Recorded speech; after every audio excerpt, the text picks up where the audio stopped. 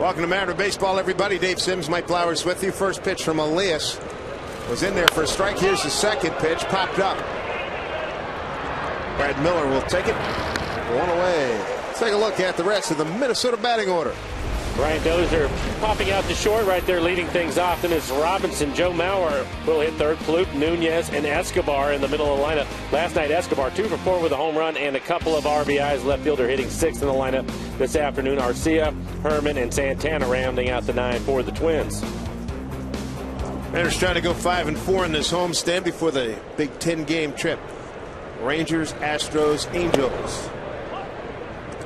Roenis Elias had a great first half last year. In total, won 10 games last year. 143 strikeouts, 64 walks. Opponents hitting 248 against Elias last year. Good fastball in the low 90s. Also has an excellent curveball. That's his out pitch, an occasional changeup.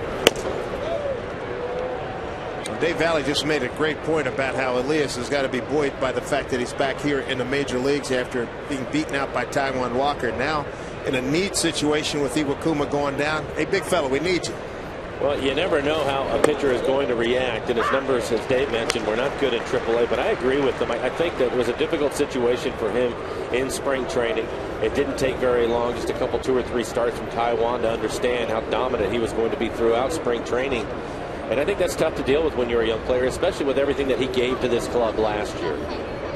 2-1 here inside to Shane Robinson, 3-1. And to your point, Dave, the way that he pitched in the first half, I think at times last year, Lloyd had to stay with him a little bit longer than you normally would with a young man coming out of AA. Hurt his numbers a little bit, but he was willing to do it. Still won 10 games for him. Absolutely. But I think the absence of Paxton and Iwakuma early on probably hurt him a little bit. Walks Robinson on a 3-1. Defense for the Mariners brought to you by American Family Insurance.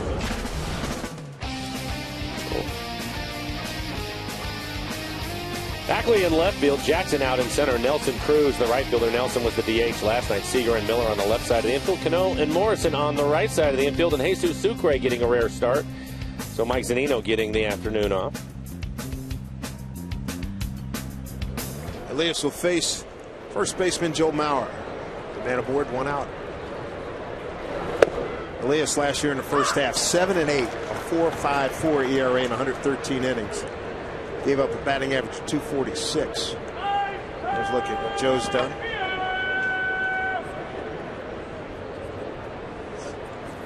Then Elias in the second half last year, 3-4 with a 2.31 ERA and 50 in the third innings.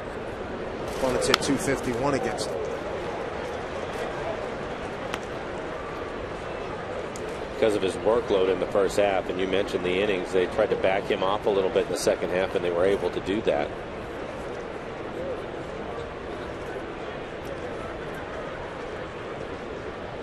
Looking back at his ledger, boy, there were some outstanding performances.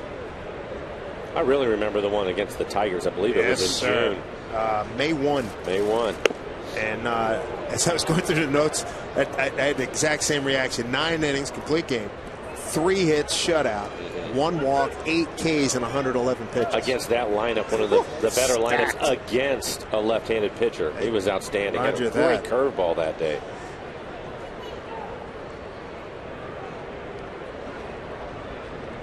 Tell you the other one that I'm sure you'll remember well.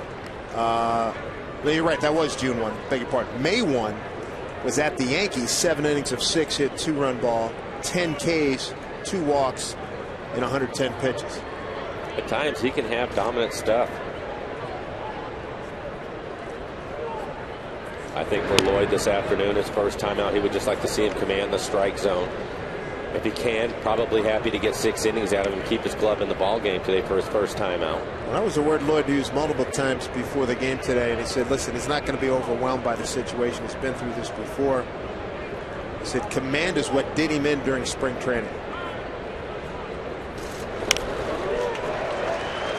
And he will do that. He'll change arm angles. He'll throw his breaking ball and his fastball when he drops down. Typically it will be against a left-handed hitter. You can see that breaking ball at 79 miles an hour off the plate away, but he's able to get Mauer to chase it, end up getting a piece of it. Twins winning last night's game 8-5. Mariners record now when they score 4 or more runs here in the early going, 4-5.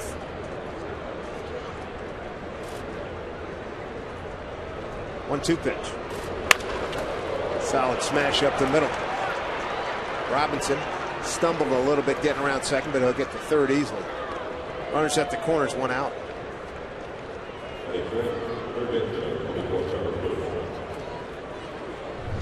For Joe Mauer, he gets a fastball. It is up and in the middle of the plate.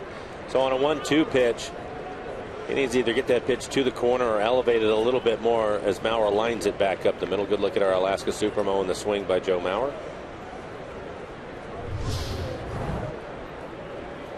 See Elias when he's ahead in the count on his fastball, 32% of the time, so he'll typically go to his off-speed pitches, even a few more fastballs, and when he's behind, he will come right at you. Trevor Plouffe, the third baseman. Sean Barber's got balls and strikes today. Angel Hernandez, the umpire at first, got Barry at second, and Ted Barrett at third.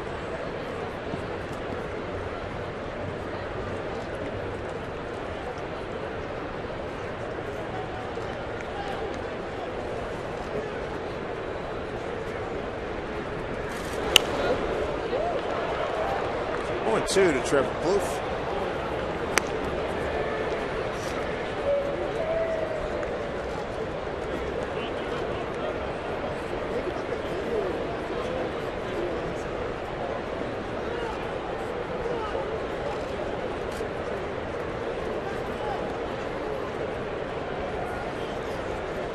Elias love to throw a ground ball double play right here. 0-2 breaking ball at the center field coming on Jackson, not going to be able to get it.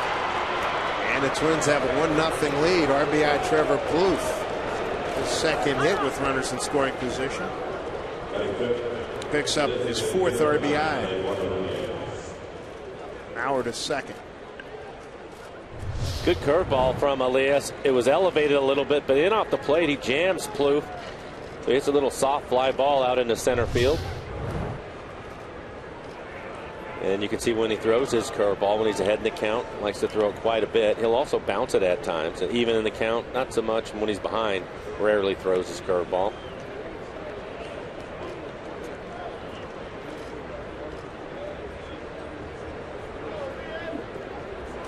Here's Eduardo Nunez.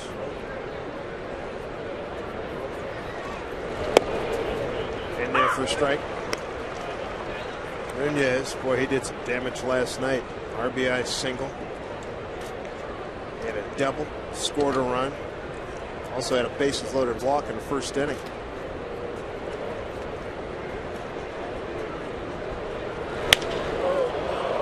Left center field, Ackley giving chase. Long run, he's there.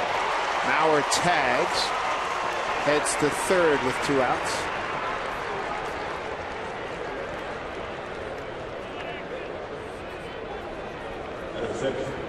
That looked like it was his changeup, and I think he left it in the middle of the plate again, elevated a little bit.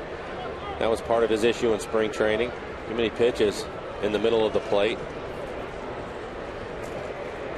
Was able to get away with that one.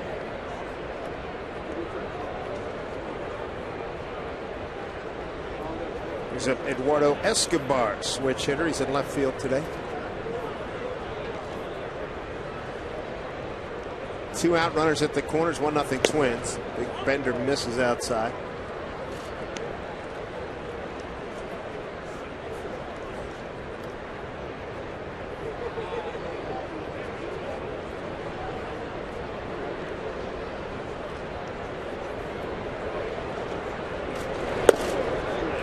That breaking ball's in there for a strike.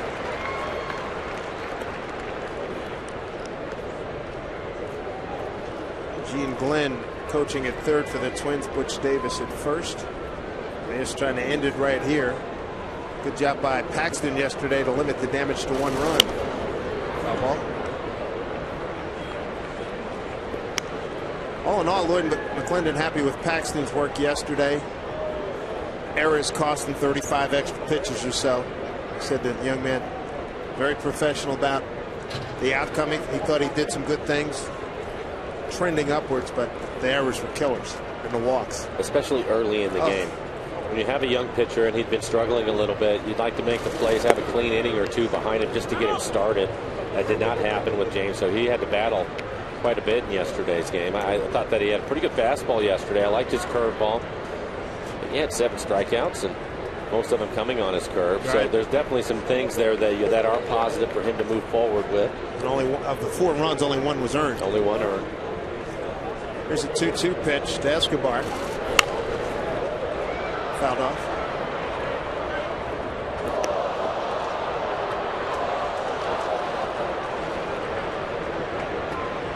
Mariners are 2-5 against the Twins last year. 1-2 here, 1-3 at Minnesota. Well, Twins are making Elias work here in the first.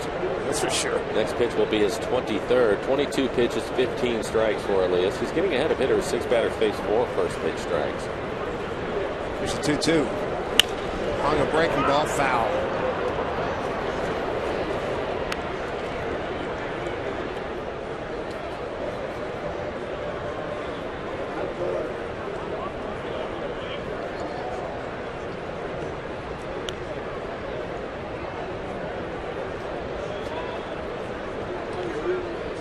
When I was talking to Lloyd today before the game, he says this club is close to taking off, and it's like he said, it's like everybody else. It's all about the pitcher. They just get that secured. Ackley would put this on his pocket. Twins get a run on 2 hits, leave a couple. 1-0 Minnesota with the Mariners coming to bat. The hot Austin Jackson will lead it off when we get back.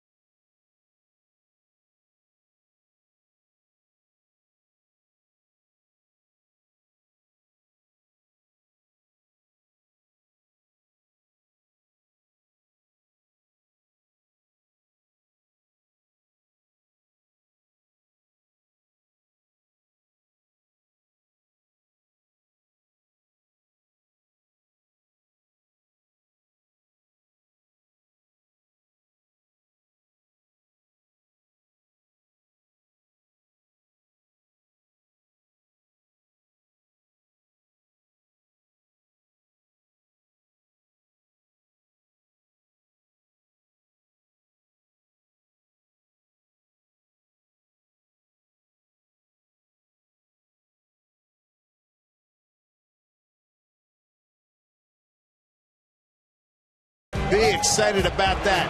And he's off to an outstanding start here in this 2015 season.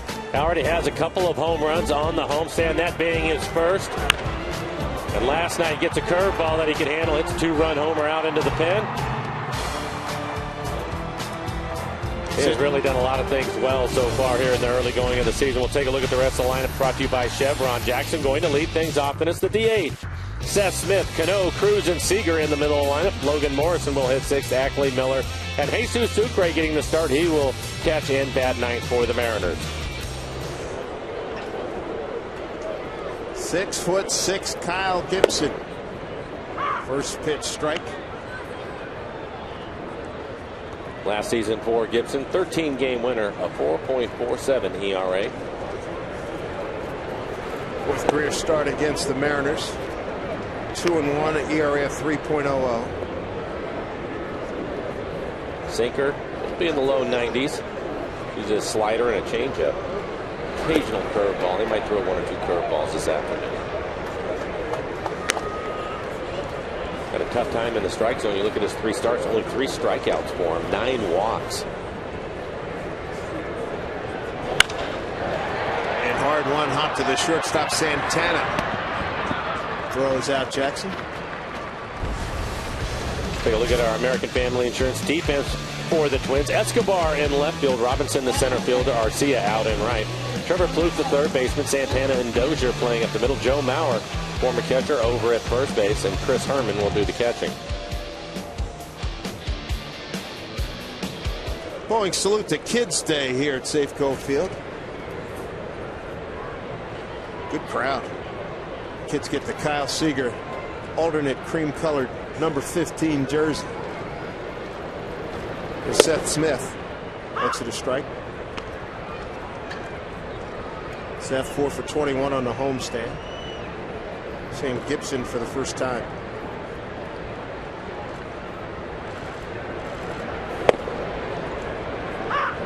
Gibson, an Indiana boy, went to school at the University of Missouri, to their outstanding communication school.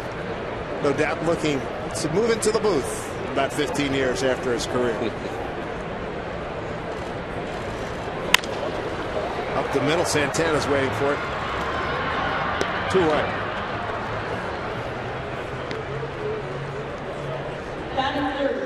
Well, cleaning bill for Cano's gear on the left shoulder every day. But no complaints. 11-game hitting streak. He's not going to change a thing. 409 batting average over the hitting streak. 6 doubles, 5 RBIs. He's scored 9 runs.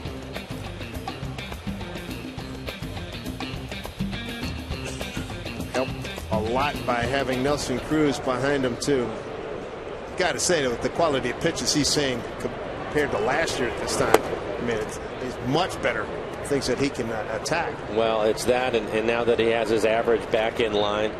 He had that one stretch where he was 0 for 13, but now he's hitting over 300. Doubles are going up, leading it with 8 doubles. Foul ball. Not a bad idea. It's one of the few teams that will put the shift on with Cano hitting. And that third base line was wide open for him, so he took a shot at it. Why not? Freebie. Cano 4 for 12 against Gibson. Paul Molitor, the Hall of Famer. A terrific hitter, 3,000 hit club. First year as manager, had given up thoughts about managing a few years ago, and then Ron Gardenhire brought him in last year, and then Gardy got fired at the end of the 2014 season. Paul and St. Paul native, became a natural. Yeah, I'd agree with that. Hall of Famer. He's been around the organization for a long period of time, not just as a player or a coach, but he's been in the front office for a little bit too. We would see him all the time when we would go into Minnesota. He was always at the ballpark. Had the good seats in front of the press box in the upper deck, right behind home plate. Waiting for it, Dozier. Gibson has a 3 ground ball first inning. 1-0 Minnesota.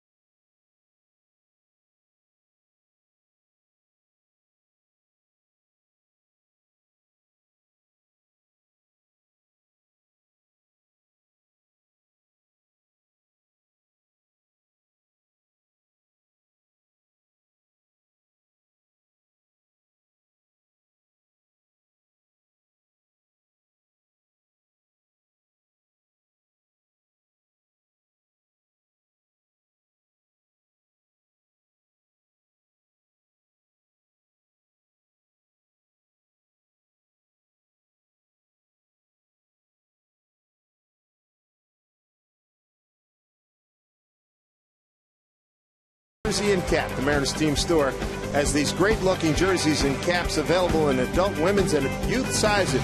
Stop by any of the 5 locations at Safeco Field, downtown Seattle at 4th and Stewart, Bellevue Square, South Center, and Alderwood Mall. It's a great look. So Elias faces 6 men in the first inning, gives up a run of 2 hits, strands 2. See if he can get something going here against Osvaldo Arcia. He'll be followed by Chris Herman and Danny Santana. 7, 8, 9 here in the order for the Twins. For Elias, 24 pitches in the first inning, 17 of them for strikes. Swing and a miss, 1-1. Found himself in a little bit of trouble, gave up the 1 run, but overall was able to get out of the first inning, limiting the damage, and you hope that he just settles down now. Number of the fastball and curveballs he was throwing were up in the zone. 1-2.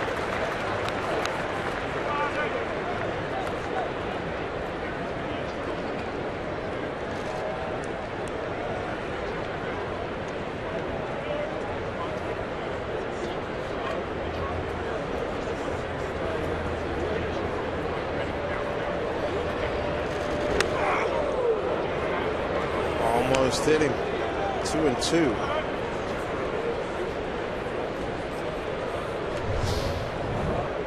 Take a look at this fastball. 92 miles an hour. Just trying to straighten him up. So he did a pretty good job of it. 2-2.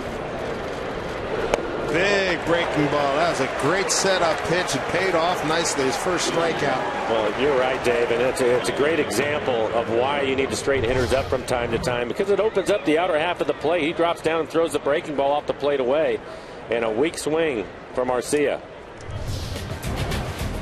And the pitches that Elias will use this afternoon: 53% fastballs, then he'll go to his changeup and curveball, about equal. His curveball is a pitch that he will use mostly for strikeouts, which is what he just picked up.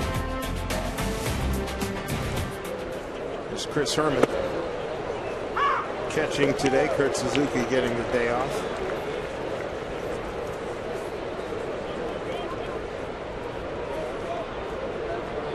Herman playing in his 6th game of the season.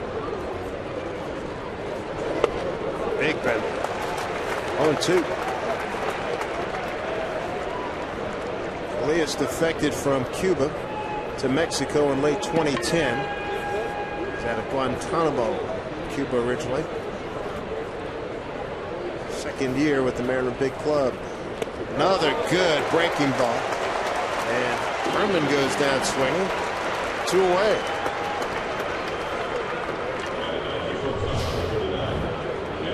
Staying with the breaking ball. And if you've heard Elias in the past, he loves his curveball. That's a well-located breaking ball right there. 0-2, that's what you want to see. 1-2, 0-2. Get it down out of the strike zone, off the plate away.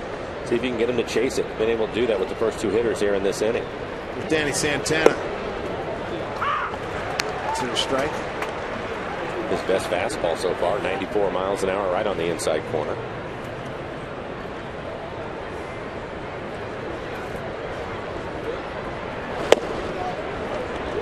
Down low. Santana was the leadoff man in Friday's game, went 0 for 4. That was against Felix. Felix won it 2-0.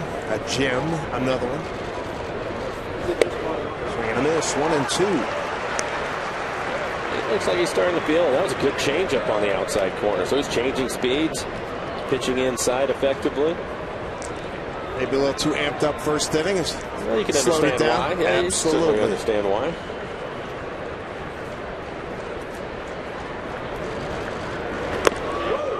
That did hit him. Piece of the jersey.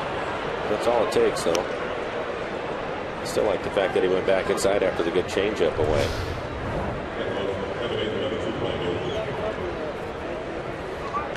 Not much harm, but that will put the runner on base. Gotta like that attitude working inside. I do.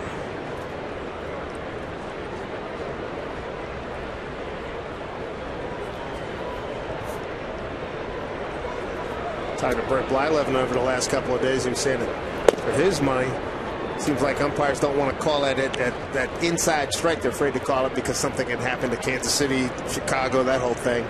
Got to be able to get that pitch as a pitcher. You got to have it. You have to have it. Tough to survive up here.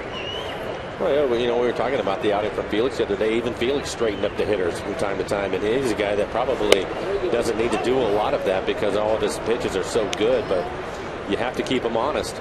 Well, it was brought to my attention that after, remember when Texas was here, he hit Beltre next to at bats. Beltre didn't do anything. Which is saying something because Beltre has hits close to 300 against him. Changing things up a little bit, maybe? Yes, sir. We'll giggle before and after the game. 2-1.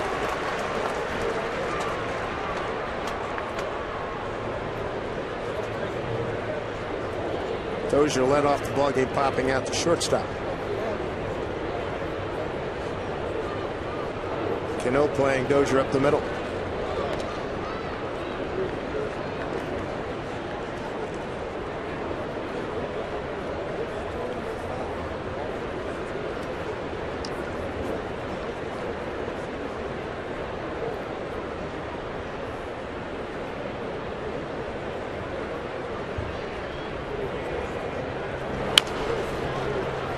Elias will take it. And throws out Dozier. Good inning for him. 2 strikeouts. He did hit a batter. Gets a ground ball. Not bad. 1-0 Minnesota.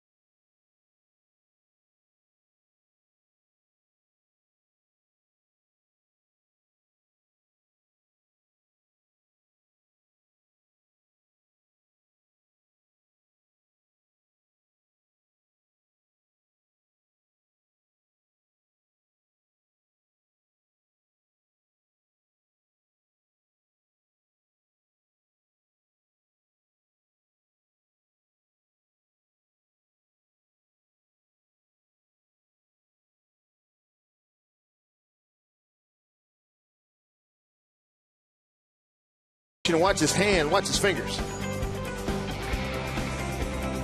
Makes a quick adjustment after a little bit of a mini fumble there. No panic. There you go. Rolls it in. And fires over to Logan Morrison to retire Brian Dozier. Not surprised to see him make a quick adjustment. He's a good athlete. Nelson Cruz to lead it off here in the home second. Looks at a strike. He's 0 for 3 career against Kyle Gibson. On with the sunglasses. Cloudy day. Right at Trevor Plouffe. 1 out. 1 down. Time for a CenturyLink. What's next? Next stop, the greater Dallas area. Taijuan Walker, Giovanni Gallardo. We saw him last week. Gallardo pitched a heck of a ball game. Jay Happ against Ross Detweiler, and then the King, Felix Hernandez against Juan D. Rodriguez, the veteran left-hander. Used to be with Pittsburgh and Houston, among other ball clubs. I think the Phillies as well. A lot of rain down in Texas. Hopefully we can get these games in.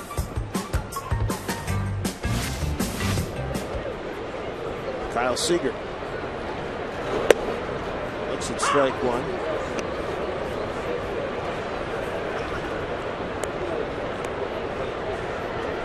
9 hits on homestand for Kyle. 0 for his last 5. 1-1. It's been interesting watching Gibson here in the early going. Talked about his numbers and his early struggles in his first 3 starts. And I was looking at the whip rate on his fastball. It's really down this year. The percentage of swings and misses is down. So I went and started talking to some people from the Twins, and they said, I thought maybe his velocity had gone down as the reason why he was getting his fastball. And they said it's the other way around. Typically, he's between 89 91, has a good sinker. He's been throwing 93 94, and everything's straightening out. And that's the reason why he's been having some issues. And here this afternoon, it seems though he has a grip on that because his fastball velocity has been around 91.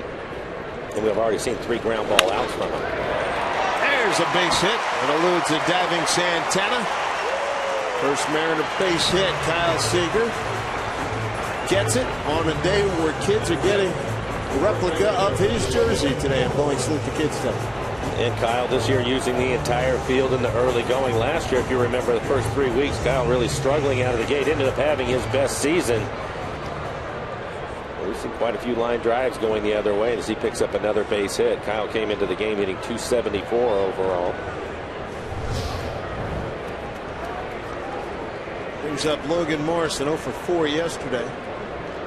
First homer, first extra base hit on Friday.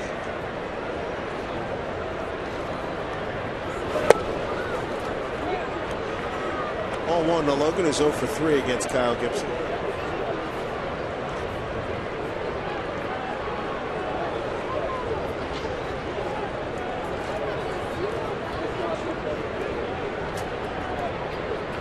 Logan looking to get back to where he was late last year when he finished a .321 batting average over his final 51 games.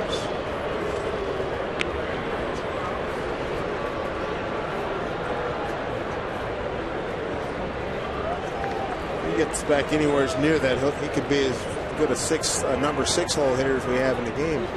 Talking about it a lot during spring training. He was having a good spring, and the opportunity that's going to be here for him. Ball. Santana will take it. And there's a double play. That will end the Mariners' second. Twins lead it on the first inning. Trevor Plouffe RBI single.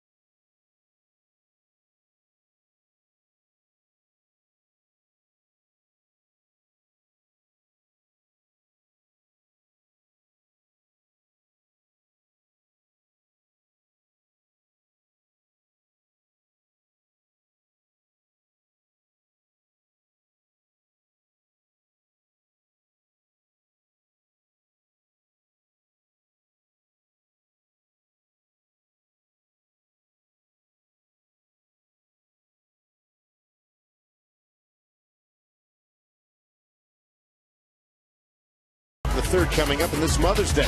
Treat mom to an afternoon at the ballpark as the Mariners host the A's. The first 10,000 moms on Saturday, May 10th will receive a Mariners sun hat courtesy of EQC. For tickets to Mother's Day at Safeco Field, visit mariners.com.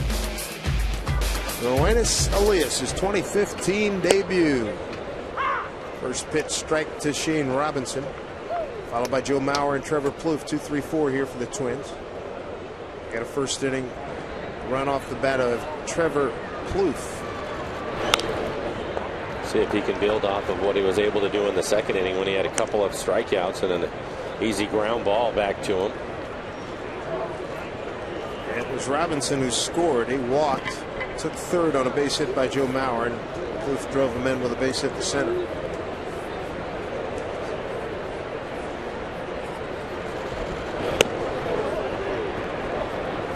1-2.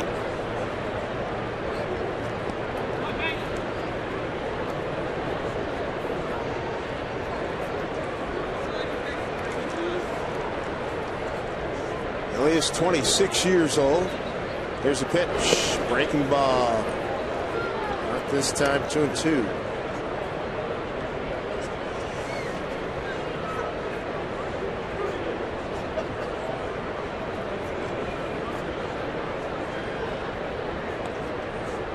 Jesus Sucre getting a start behind the plate here for Mike Zunino. Breaking ball hit past Logan Morrison for a base hit.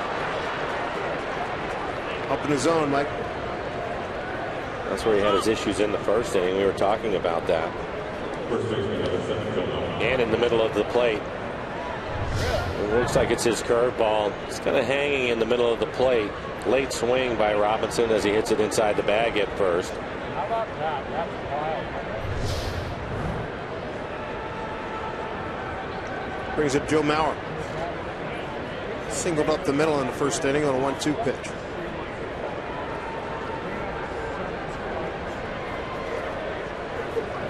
And now you have Brad Miller playing right up the middle. Ball one.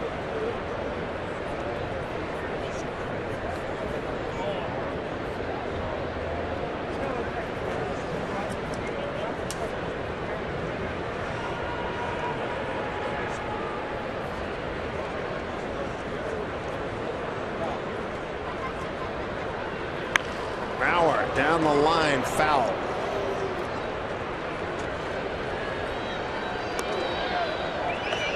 As we go through the American League, we're going to see more of that. I think so. I think hitters are more aware of it now.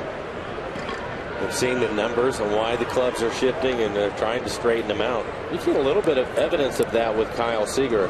He used to put the shift on all the time, clearly swung all the way around to the right, and now as we're moving into the season, they still shift from time to time, but not quite as much as they used to. I think it's because Kyle has made an effort to one bunt for base hits and hit the ball the other way. To the gap and some trouble. Robinson can run. He's getting to third. Being waved on by Gene Glenn. The throw by Miller. High and late. RBI double Joe Mauer. 2-0 Twins. Joe's third double, 7th RBI. Second run scored by Robinson. This is the breaking ball again. Trying to get it off the plate away and down. Gets to the corner, but it's elevated about belt high. Jackson doing a good job of getting it back in quickly. Robinson with the good speed, able to score.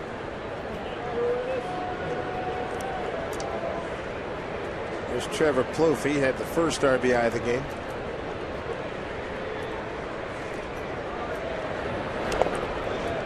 Gray with a good stop. Ball one.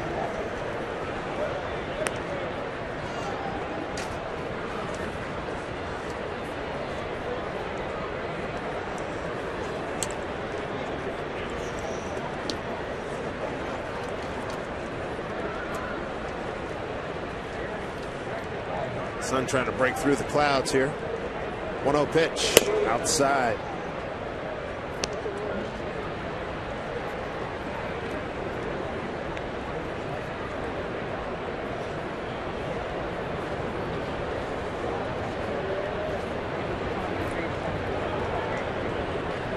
Single and a double for the Twins here in the third. Behind 2-0, Seager stays down, keeps the runner at second, throws out Plouffe, one away. Good changeup that time from Elias. Was able to keep it down, probably just below the knees to get the ground ball out. Gets him to pull it to the left side and keep the runner at second.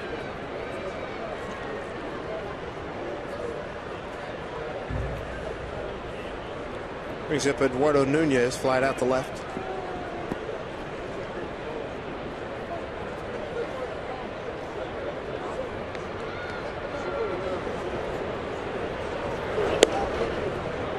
In there for a strike.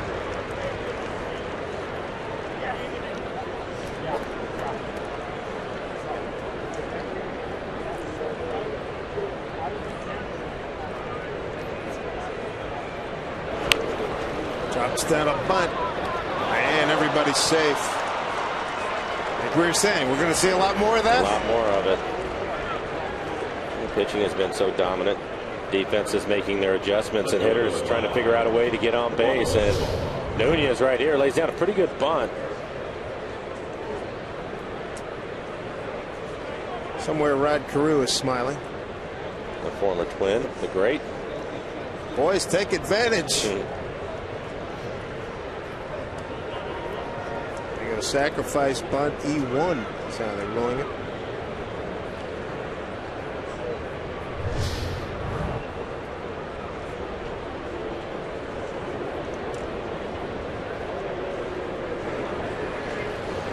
Look out.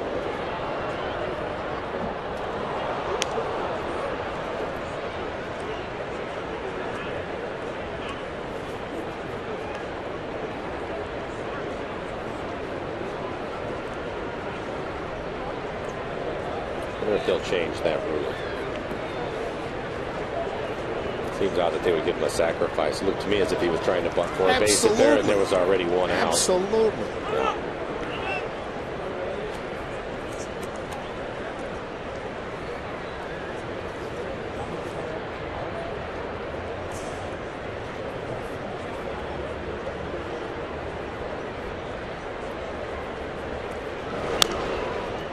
Yeah, I mean, he's clearly dropping that down. That wasn't a standard issue sacrifice.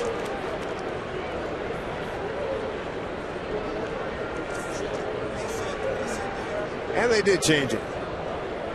Beauty of replays, Mike. Beauty of replays.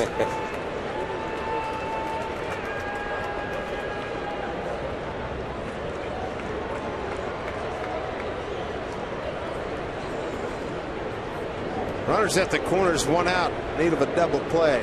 Elias and the Mariners down 2-0. Breaking ball, hit foul.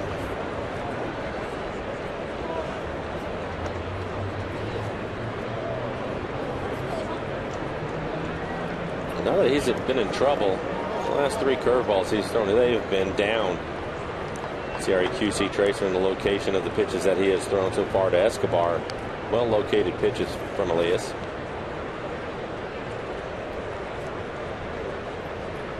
Two runs, 5 hits, no errors for the Twins. Of no runs, 1 hit. Kyle Seager, second inning, single to center for the Mariners. Runner goes, pitch swung on, foul back.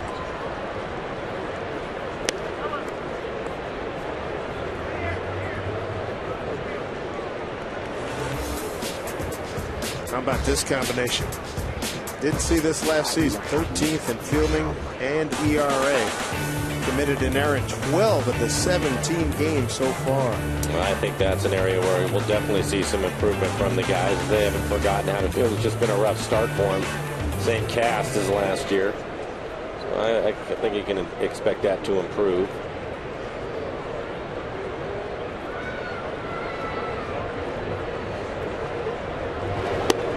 Breaking ball slipped out of his hand that time. 1-2.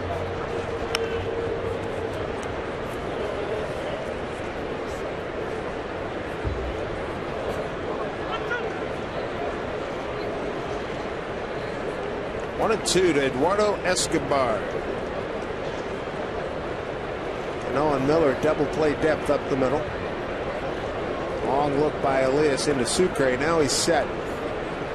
1-2, throws over to first.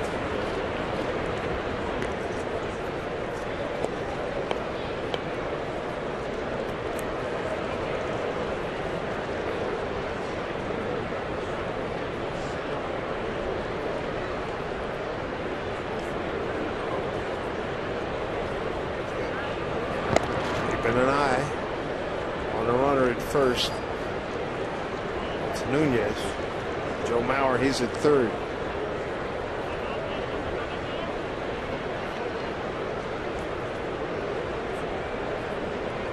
Elias getting the start. Asashi Iwakuma on the DL with a strained lat.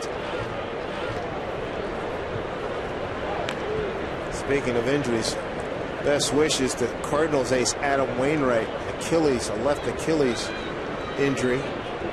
Doesn't look good. MRI going tomorrow. There were some reports earlier today that his season would be over. Here's the 1-2 runner goes. Throw by Sucre. Handled by Cano. Nicely done to get him. Waller will probably come out. He is. He's walking out of the dugout right now. It's a great play by Cano at second base. Take a look at it. It had to field the short hop. See if he gets the tag down in time. If it stands. Just before his hand touched the base, and Molitor is not going to take a look at it. He walks back into the dugout. But a great play by Cano. So strike him out, throw him out. Ends the third. Twins add another run and have a 2-0 lead here at Safeco Field.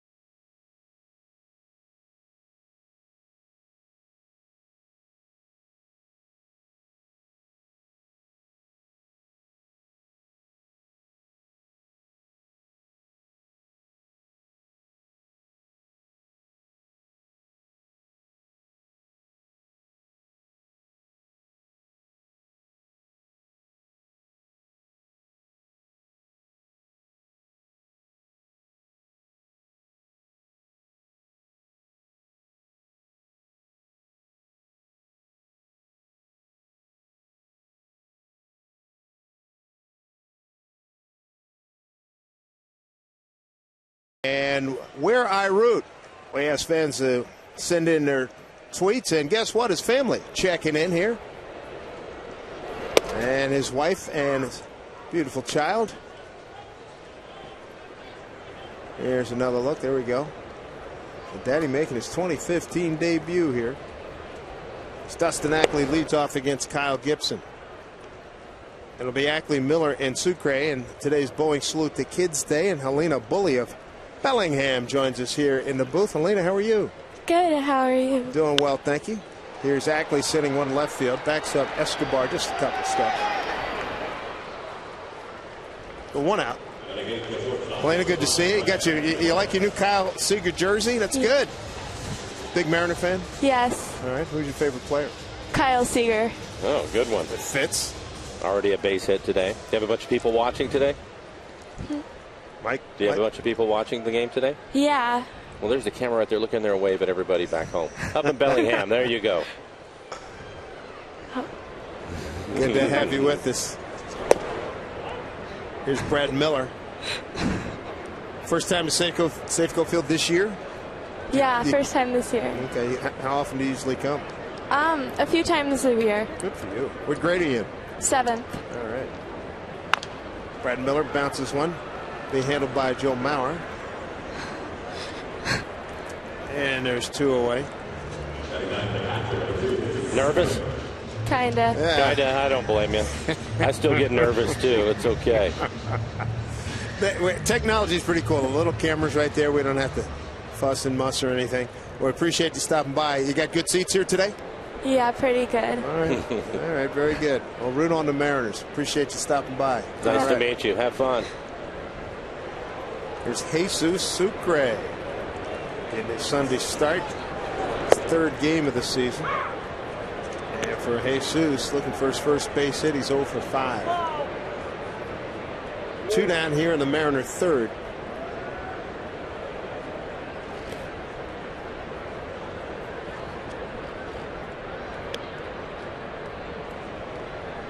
So far for Gibson, his strength is to keep the ball on the ground, and he's recorded 5 ground ball outs so far.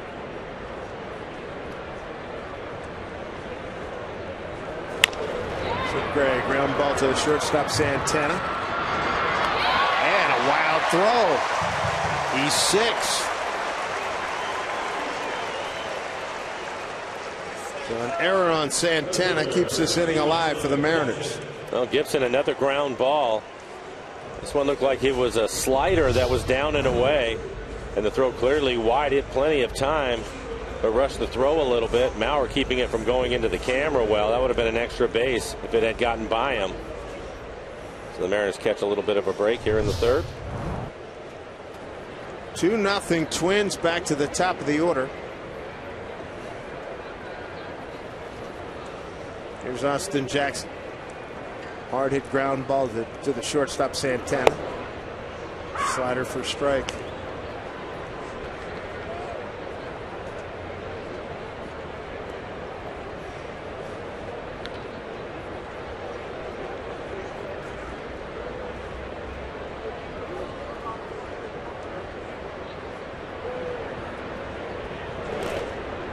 Good stop by the catcher Chris Herman. 0-1.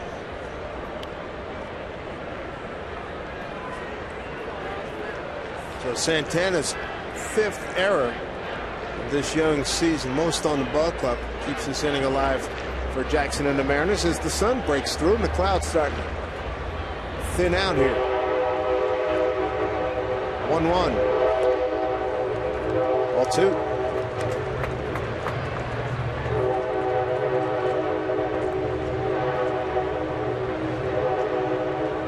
Talked about it last night with Paxton and how the errors add to your pitch count. Gibson in good shape with his pitch count, but he's another batter he's having to deal with to add to his pitch count. 3-1. And maybe not as comfortable pitching out of the stretch. Seth Smith waiting on deck.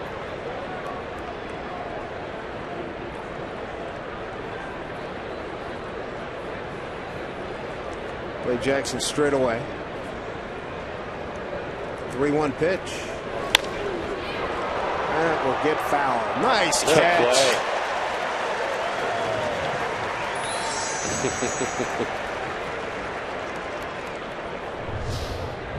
Take a look at the backhanded play on the line drive. There you go. Yeah. The popcorn toss is still my favorite from last night, though. That was something, wasn't it? You missed it. Guy tried to catch a foul ball, threw his bucket of popcorn at it. Runner goes off the fist. Here's Santana. Good hop. Throws out Jackson.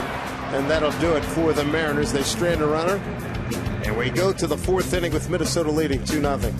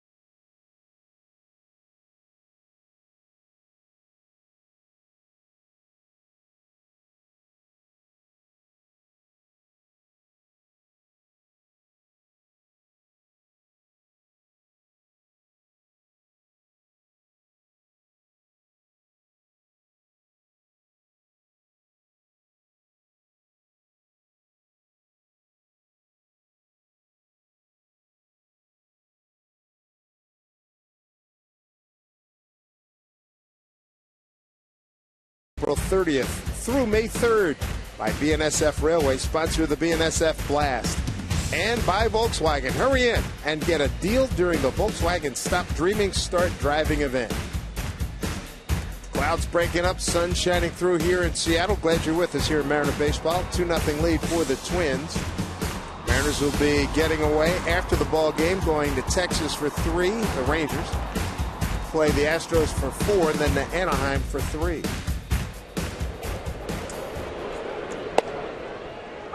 First pitch strike to Osvaldo Arcia. He struck out at a 2-2 pitch, leading off the second inning.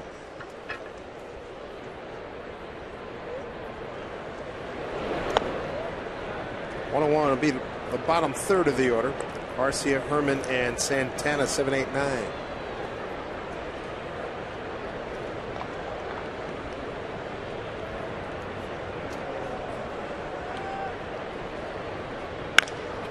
Through the hole, base hit.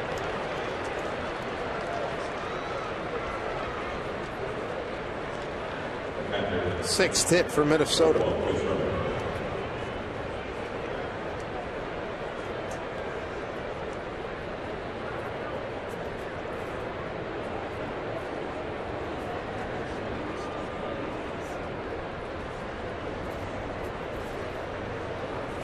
Chris Herman struck out in an 0-2 pitch in his first at bat.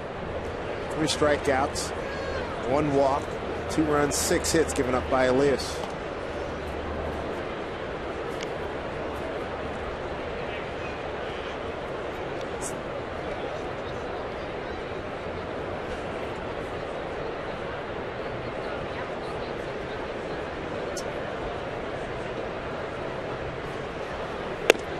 Marked inside and missed, ball 1.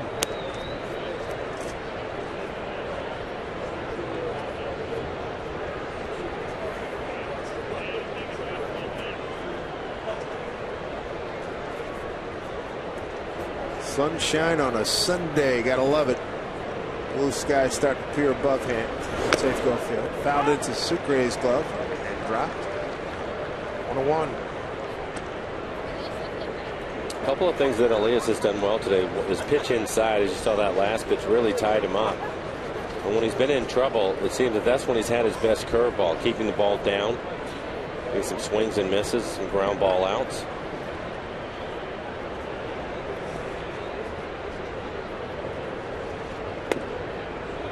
In there for a strike.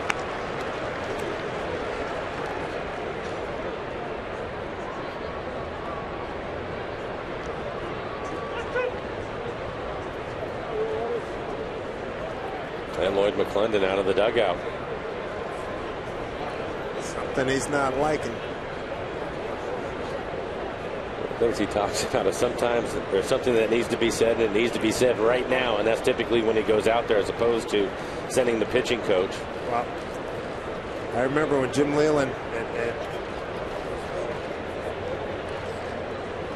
Lloyd is a protege of Jim Leyland, and I remember talking to Leyland about it. Remember a few years ago we were out there and Jimmy went out there and he went out and he was out there for like 8 seconds. And I remember asking him the next day, I said, Jimmy, what the heck did you say? Listen, I don't know anything about pitching, but I know what I know. And I had to tell him. And that's what I did. Lloyd does a similar type thing.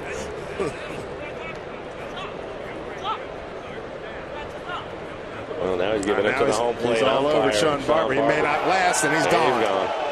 He was looking for that one.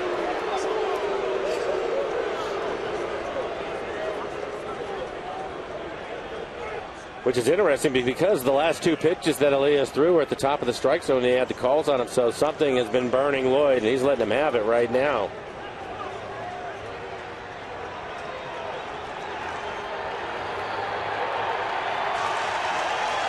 Made his intentions known.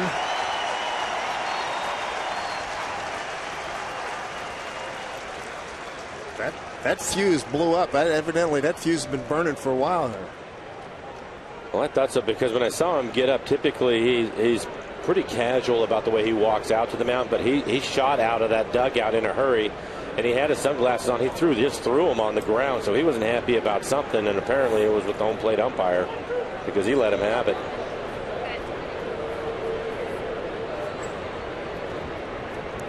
1-2 pitch. Bomo to Miller. Elias covering. Not in time. But nice play though.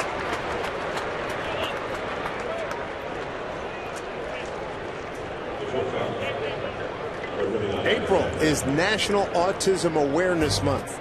Join the Mariners, Major League Baseball, its club and players in helping raise awareness. To learn more, log on to MLBcommunity.org or autismspeaks.org.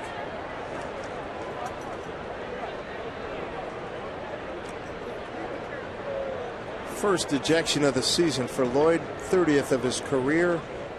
Saw him get run from a spring training game. I'm trying to remember the umpire, but it was a blown call.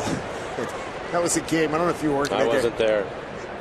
Dude, he put on a show. It was great. Sorry, I missed it. It was great. I mean, everything in your pejorative dictionary, I think he unloaded on him. Well, we talk about it all the time at the start of the year. You have to have your first hit and your first out and all those things. And Lloyd got his first out of the way. Young umpire.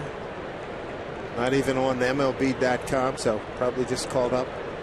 Pitcher that they just called up to pitch in this game, and he went out there. And they need a good start here. They do. So everything, all those ingredients is there's strikeout of Santana, fourth strikeout. So make sure you stick around after the game for Mariners post game presented by Delta Airlines. And one of the things that we know about Lloyd McClendon is that he will stick up for his players. Oh, yeah.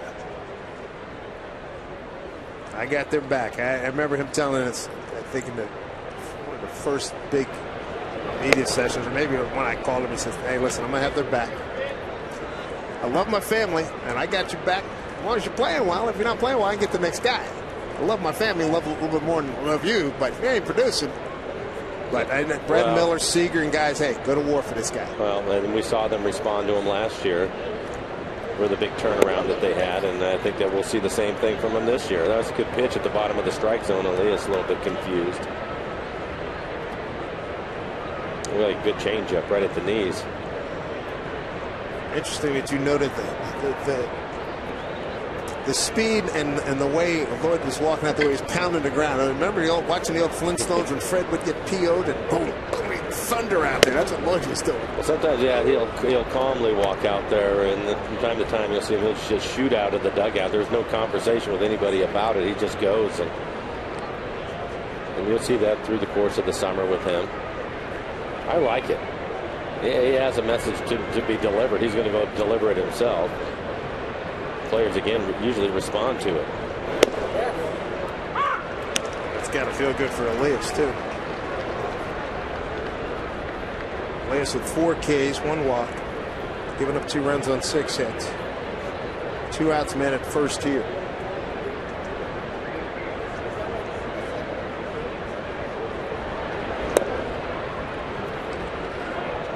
That's ball 4, second walk. That'll bring up Shane Robinson, who scored both Minnesota runs. Reached on a walk and scored the RBI by Plouffe in the first inning. Third inning, led off with a single to right, scored on a Mauer double to left center. The base hit that he had to right was a high breaking ball. And it seems that Elias, we talked about it earlier in the game, a few times that he's been in trouble here. Typically he'll be able to get his curveball down. See if he can get to the bottom of the strike zone. On the tip, strike 1.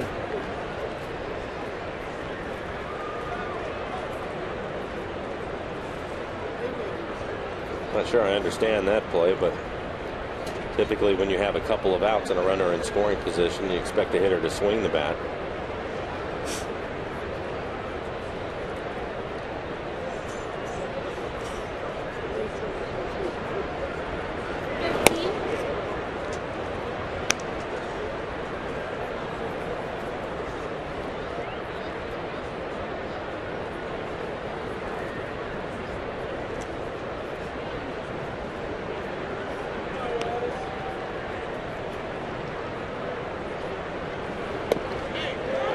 It'd go.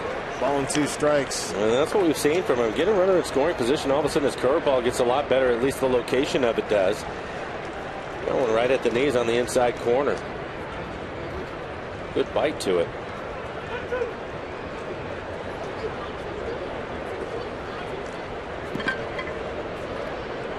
Two outs, 2 on for the Twins with a 2-0 lead. Tap foul.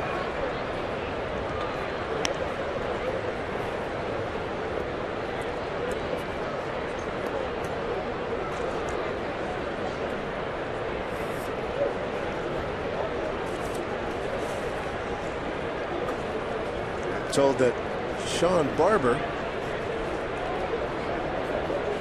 had the plate last year in Oakland when Elias made his debut with the Mariners. Maybe some hangover from that. And indeed, that was a good pitch to get out of 2-on trouble for Elias, a 2-0 Minnesota lead.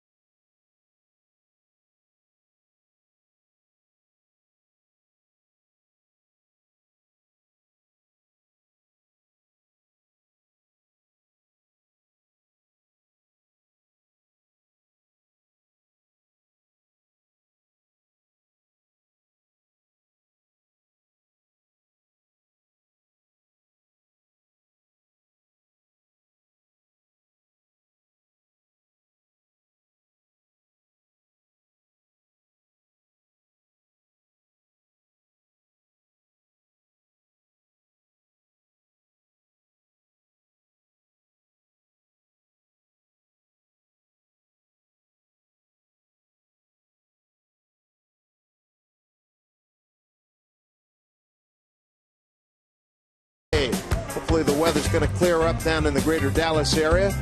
Houston for 4. Get to see Altuve and company, and then the Angels for 3.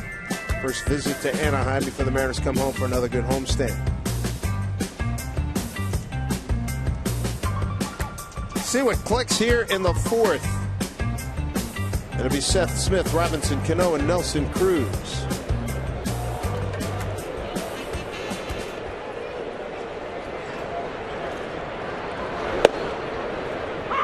Strike 1 of Smith.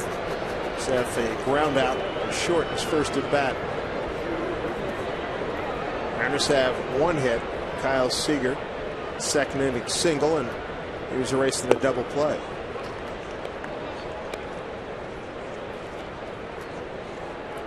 Kyle hitting a line drive into left field. If you look at the Mariners so far, a lot of ground ball outs, which is what Gibson is trying to do. He struggled with that through his first 3 starts.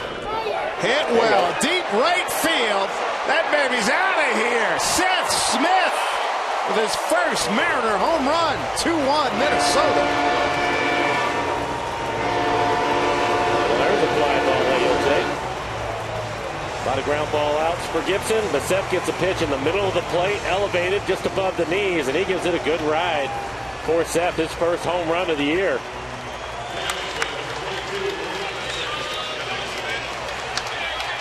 Smitty getting on the board. Take a look at the swing on this pitch. Trying to go inside. It runs right back to the middle of the plate, and he makes him pay for it. Take a look at our Alaska Supermo and the swing by Seth.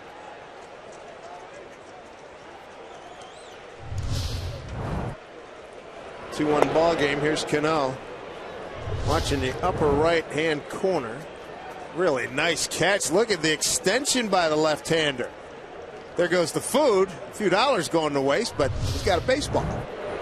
Dropped a tray of food. 407 feet. Ted Barrett said he did not go. There's Willie Bloomquist enjoying that. Cano's got a 2-0 count.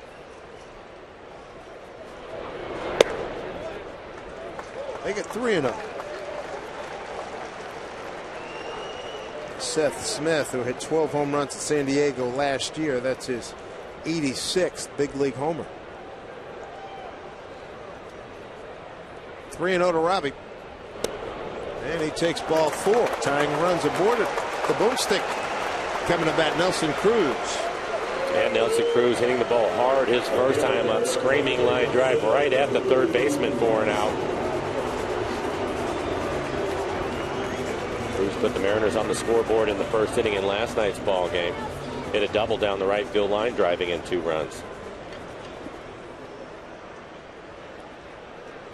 He hit a ball real hard on the ground, got into the corner, 2-run score. That was after the Mariners had trailed early 1-0.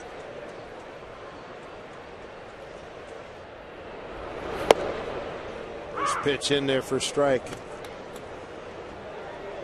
Borderline. Cruz didn't like it.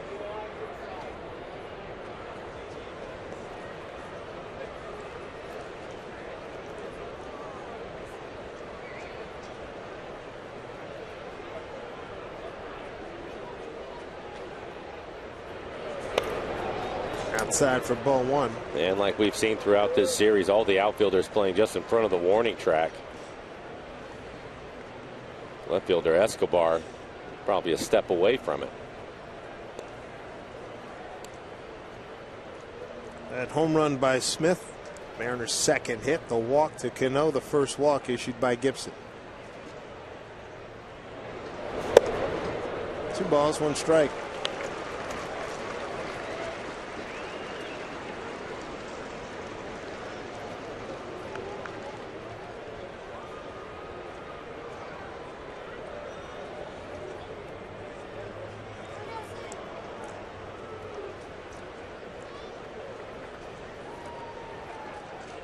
Two-one pitch. Taken down low, ball 3.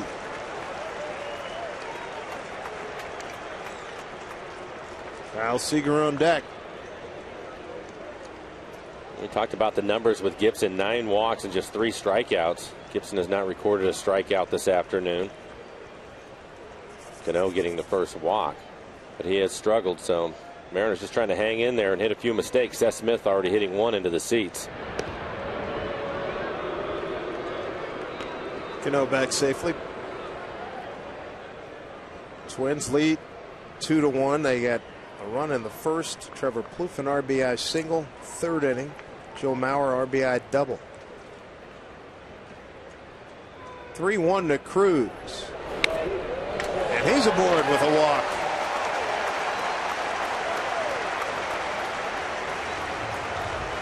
We'll see if Kyle Seager can get some cha-ching going right here. We take a look at what Cruz has done this year, and he has been in control, no question about it. Fastballs and off-speed pitches to him, and what he's hitting against them. Fastball almost 300. Off-speed pitches, though, 355 average for him. And the home runs, just about split. 5 home runs off the fastball, 4 of them off-speed pitches. And he's covering both sides of the plate. Hoping that Gibson right there, he walked him, give him a lot of respect. 3-1 count, threw him a slider and walked him on the slider. Typically guys that try to sink it, and we've seen this from Cruz, that pitch that's on the inside corner, he can not only handle it, but he'll keep it fair. He's got a really good swing on that pitch inside and the ability to keep it fair and hit it out of the ballpark. But it was a slider that walked him. Gibson just said, listen to the words of pitching coach Neil Allen, the former Met Cardinal reliever. Here's Seager. Do a little cash call action here. 2-1 Minnesota. A couple of men aboard, nobody out.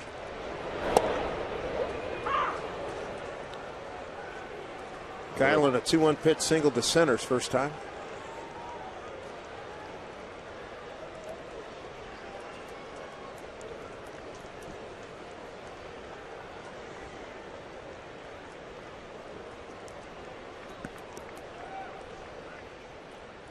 Here's the 0-1. Hit hard. Gobbled up by Mauer. They get 1. And Gibson covering. Seager beat it out. Over to third goes Cano.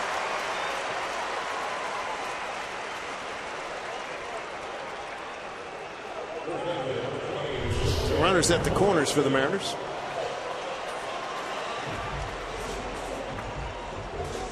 Good hustle by Kyle. Stay out of the double play.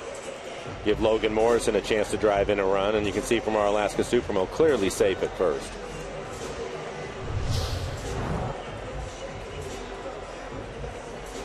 Santana, the shortstop, shading towards the middle of the diamond when Logan was hitting his first time up. He had a sinker and hit it right at him.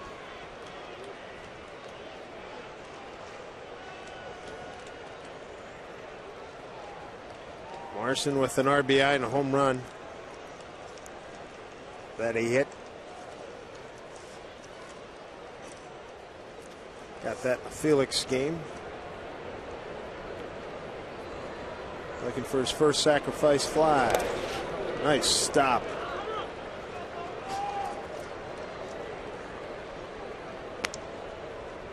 All one to Logan.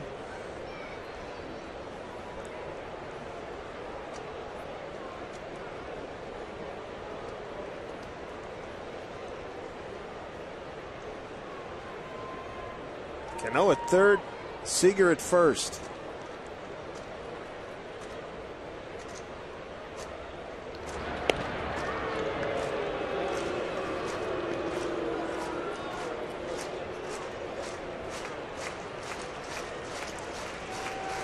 Another one of these attitude opportunities for Lomo. Well, I was just thinking, you were talking about his average in the second half of last year and what he did in September. And I think that Gibson right here, he buried that slider on the first pitch, but I think he wants to get him out with a sinker away, see if Logan can just stay with it.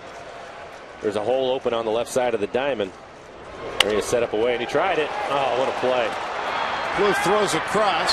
Tagged by Maurer. Run scores. New ball game at 2-2. Lomo drives in a run, a second.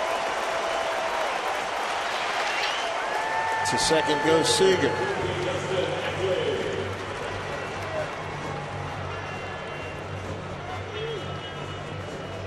Well, he tried to find the hole on the left side of the diamond. It was the sinker, probably just off the plate away, but Plouffe making the diving catch, gets rid of it quickly, and a good play by Joe Maurer at first to put the tag on Logan.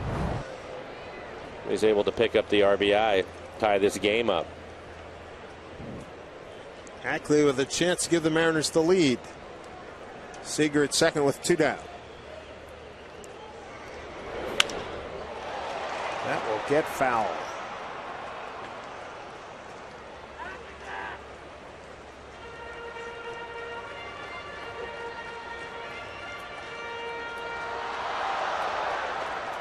Ackley flied out to left in his first at bat.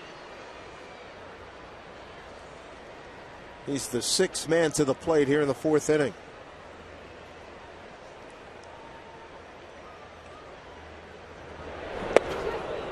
Oh, and 2.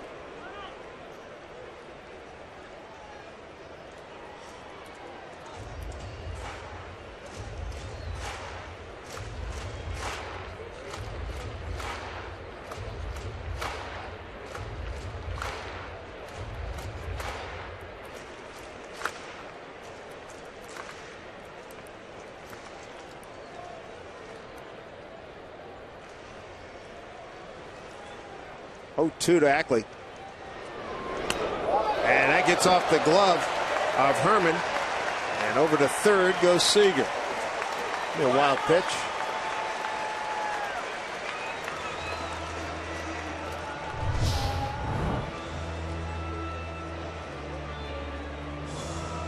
That thing really took off. It looked as if he just ended up getting on the outside of his slider. He'd thrown the slider of the pitch before. It was on the inside corner, but it was elevated a little bit. I'm sure Herman went out there asking him to get the ball down, and then that one he throws to the backstop. 1 and 2 to Ackley. Pulls it right to Dozier. Good inning nonetheless for the Mariners as they get Seth Smith. Leads off with a home run on a 1-1 pitch. His first homer of the season. First as a Mariner. He got all of it. Then Logan Morrison with ground out RBI has tied this game at 2-2.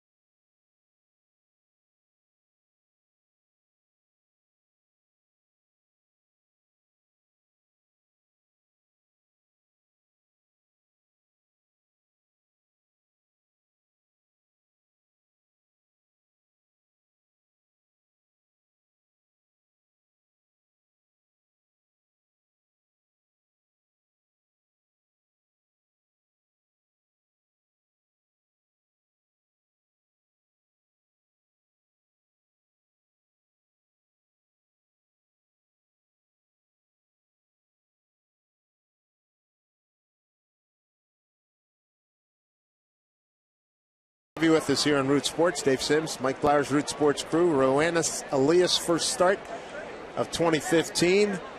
Called up with Hisashi Iwakuma going on the DL with a lat strain. Elias here in the 5th will get Joe Mauer, Trevor Plouffe, and Eduardo Nunez 3, 4, and 5. Mauer's had a good day. Single and an RBI double. Elias has struck out 5 and walked 2.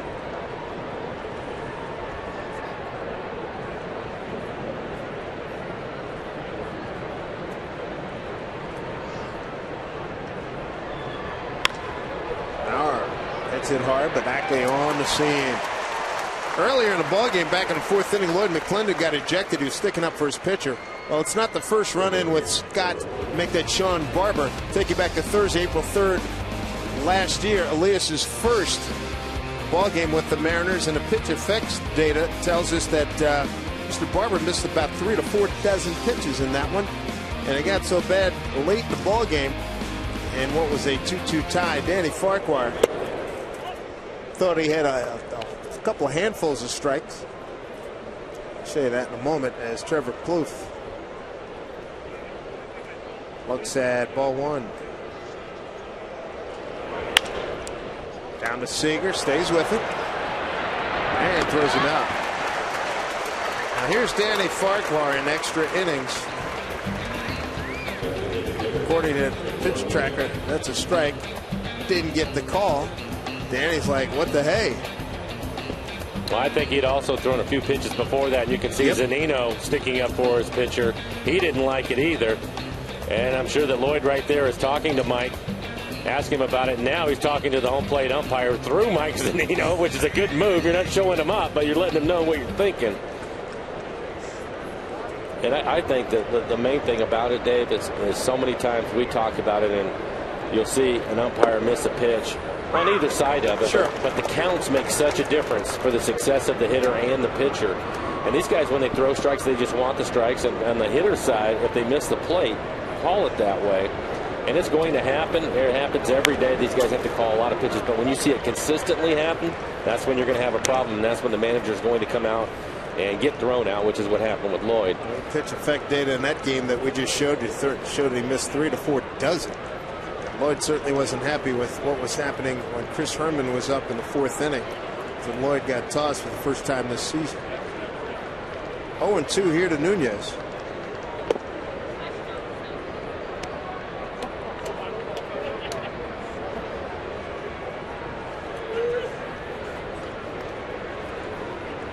Great work by our crew to both here on premises and back in Bellevue to dig up that footage to flesh out the story. Swing and a missed tag by Sucre. 8 pitches for Elias. They get 1, 2, 3 in the 5th. Miller, Sucre, and Jackson coming up when we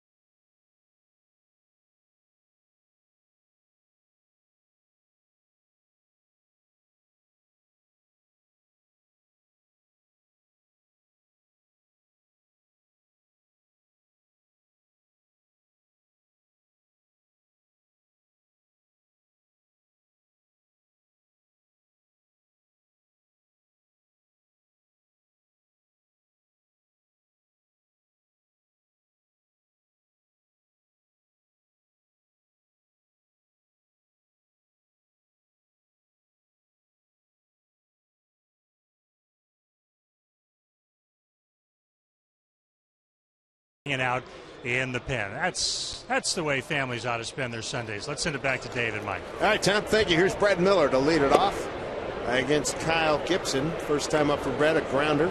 Ground out to Joe Mauer at first. Miller, Sucre, and Jackson. 2-2 ball game. Minnesota with a run in the first, run in the third, and then the Mariners respond with a home run from Seth Smith and an RBI ground out by Logan Morrison.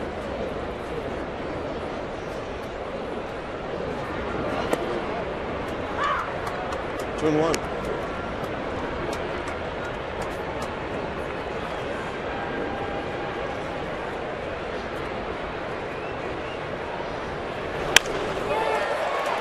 Into right center field and deep. One hop off the fence. Brad Miller. It is Miller time to start off the fifth inning for the Mariners. For Brad, his third double of the season. And his 10th hit on this homestand. He's had a really good homestand. Had a 7-game hitting streak snapped in yesterday's game. Didn't take him long to start another one. You take a look at our Alaska Supermo. And Brad gets a changeup, 84 miles an hour. Hit it hard into the gap. See if Sucre can move him along.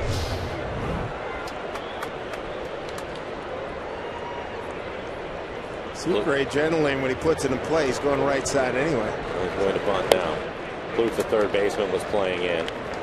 So was Mauer at first. Jesus reached on an error by Danny Santana, the shortstop, in the third inning.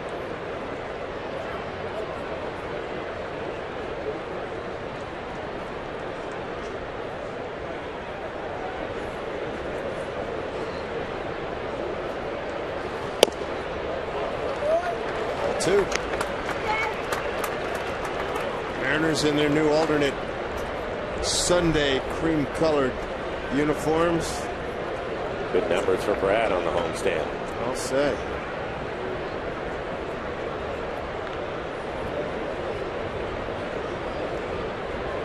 It's a bunt down. Well executed. Mauer will take it.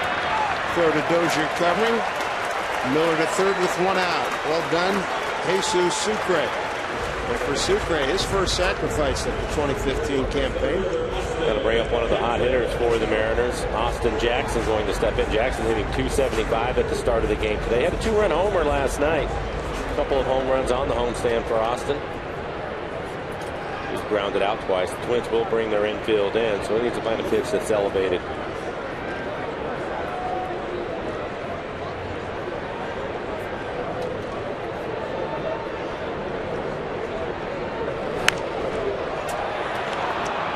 Fists off liner to Dozier for out number 2.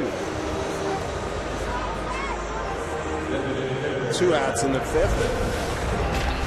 We'll be flying down to Texas. Our CenturyLink What's Next. Taijuan Walker against Giovanni Gallardo through a heck of a ball game last weekend when Texas was here. Jay Happ has had a lot of early success. Got his first win in his last start. I'll face Ross Detweiler. Mariners got to him. And then the King, Felix, coming off a magnificent performance on Friday night, takes on Wandy Rodriguez. Happ and Felix have really pitched well this year. Looking forward to watching Walker build off of his last start. Much better in his last outing. There's Seth Smith, 1-1 pitch, leading off the fourth, and a home run into the right field stands for his first Mariner home run.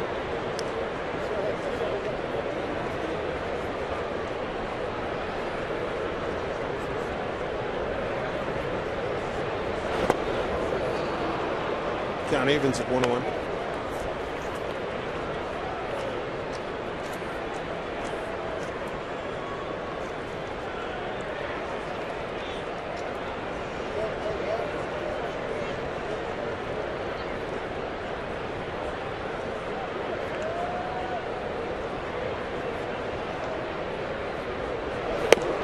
Fastball outside for ball 2.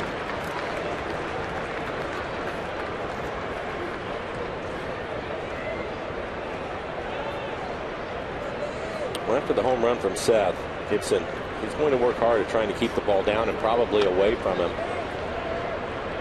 I've also seen him spike a number of sliders, so Brad Miller at third needs to stay on his toes. Throw a sinker in the dirt or that slider. Another pitch off the plate away. 3-1 now to Smith with Cano on deck.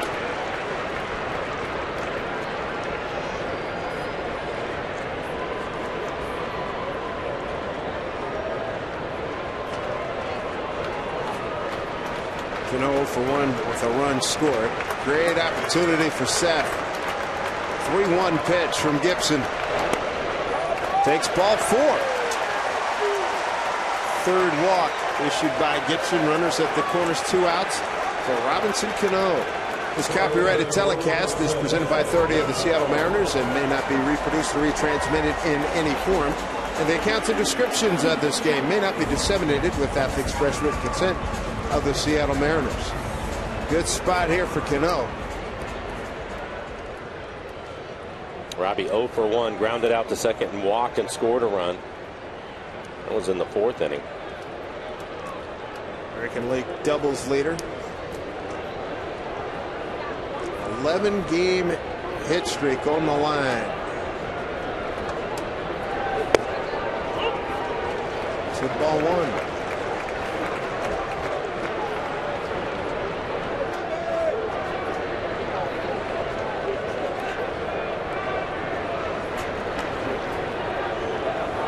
Mariners have Gibson on the ropes as they get some action.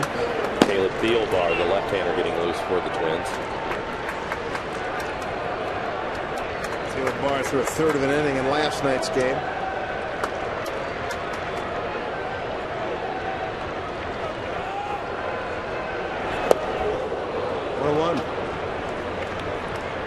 Good changeup from Gibson right at the bottom of the strike zone, maybe just below it.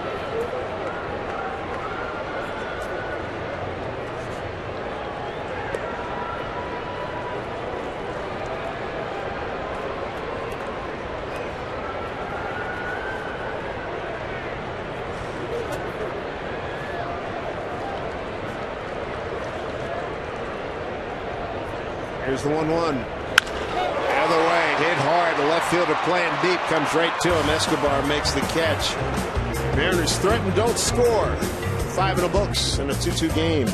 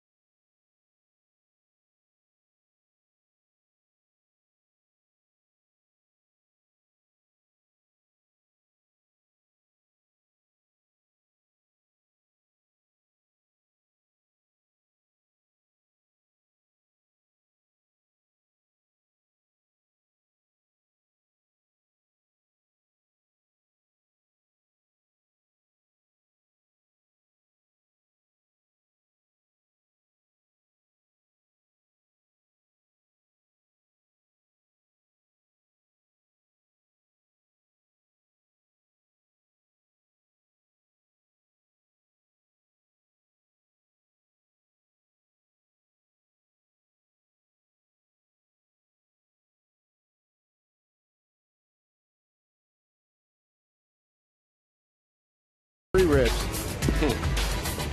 7-6 ball game. First of 27 career 4-hit ball games.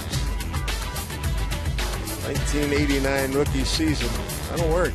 Age 19. Yep, start of a Hall of Fame career right there.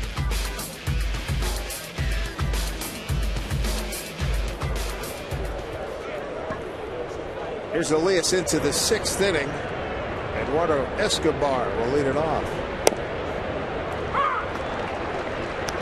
2,500 strong students and staff from Marysville Pilchuck High School. Mariners hosting them today out near the left field foul pole.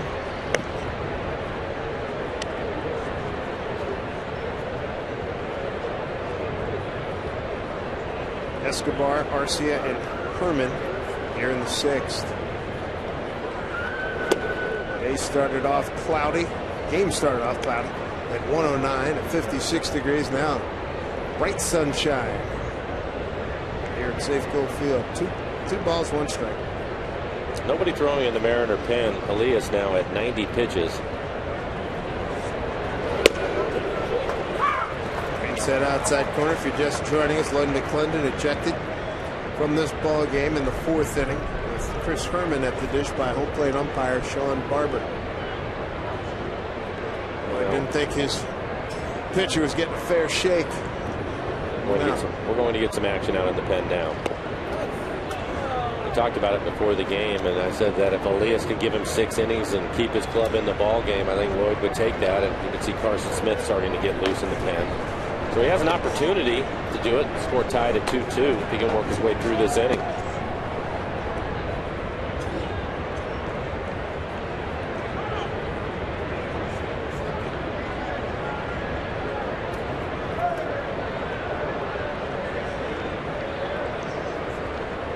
(3-2)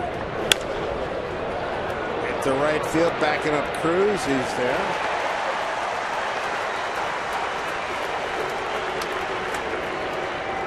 One away. I'll bring up the right fielder Oswaldo Arcia. Strikeout and a base hit to right.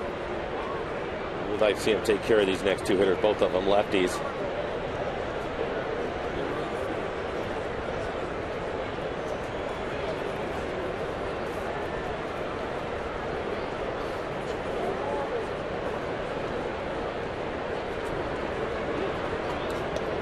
Mariners playing Arcia to pull the ball.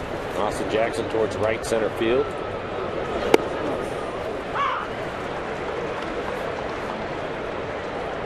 +90 pitches for Elias last year in 18 of 29 starts.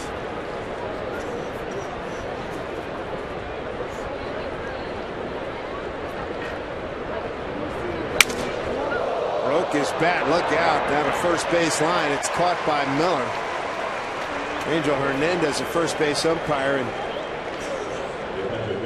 first base coach Butch Davis, they were paying attention. Pretty scary.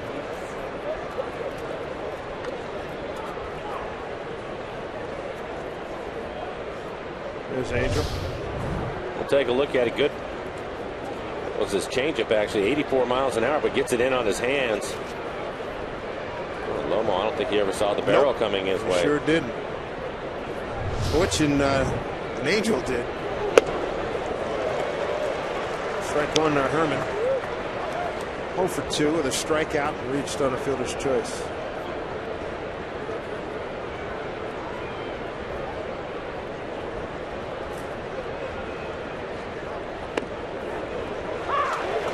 He's quickly ahead 0-2. 2 runs, 6 hits, an error for Minnesota. 2 runs, 3 hits, no errors for the Mariners.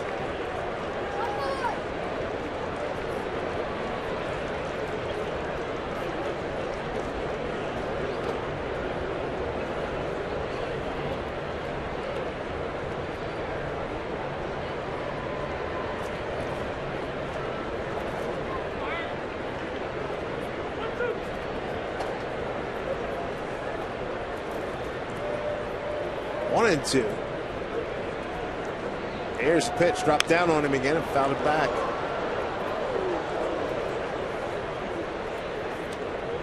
You can see that last slider right in the middle of the plate.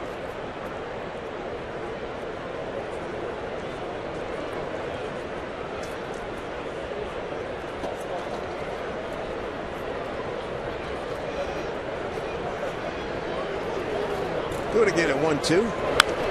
Fouled back again.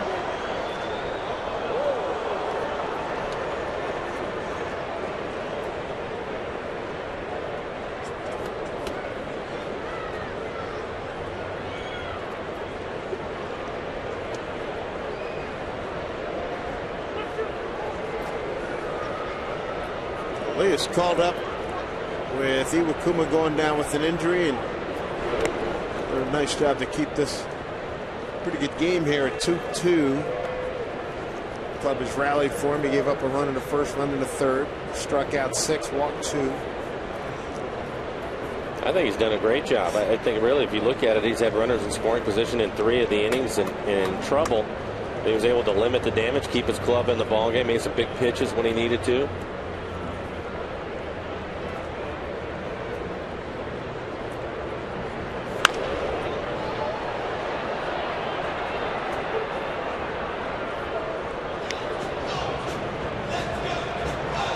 I'd like to see him retire this last hitter. I'm sure that will be it for him. He's at 102 pitches now.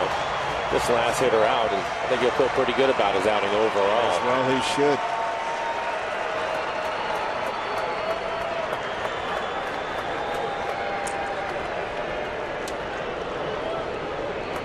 Two outs and a 2-2 count.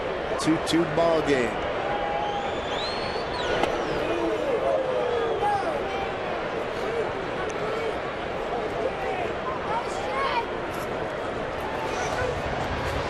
On deck hitter Danny Santana, the shortstop. 0 for 1. He was hit by a pitch and struck out.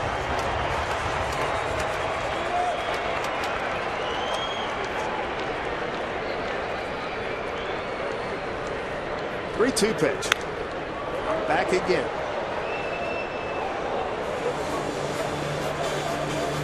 Three-two went with his breaking ball.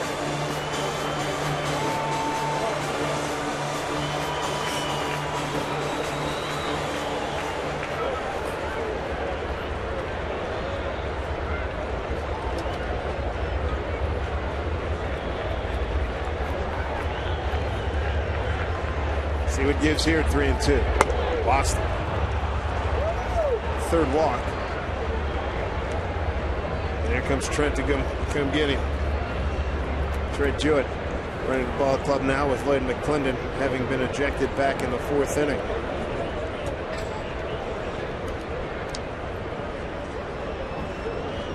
And Trent coming to get Ryan Elias' 2015 debut. Pretty good work. 2-2 ball game in the 6th.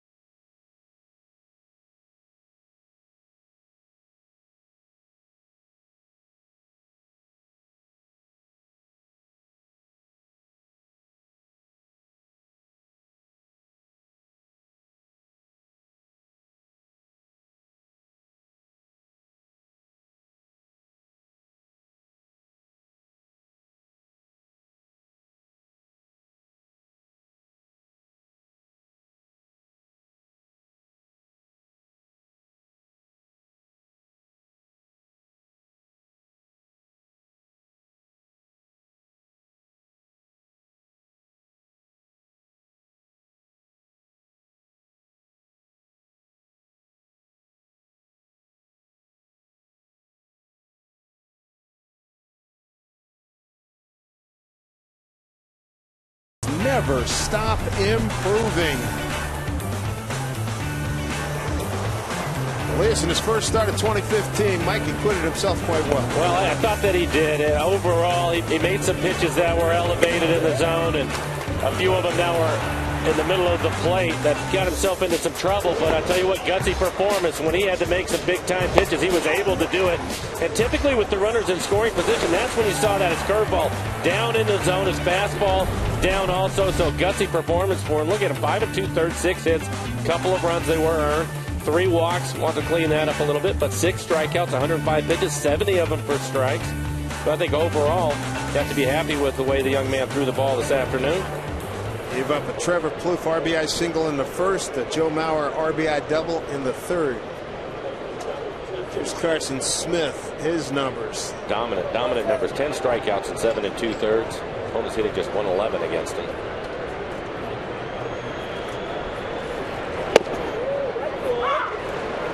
Strike one to Danny Santana.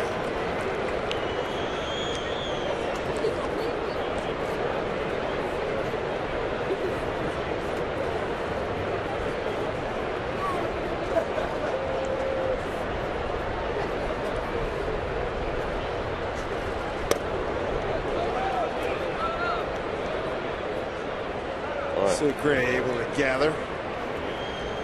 Bounced off home plate umpire Sean Barber.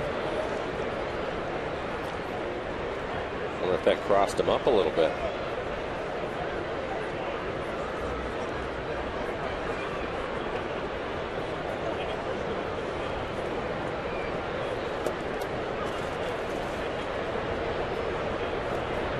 One pitch. Yep. Nasty, isn't it? His slider is unreal.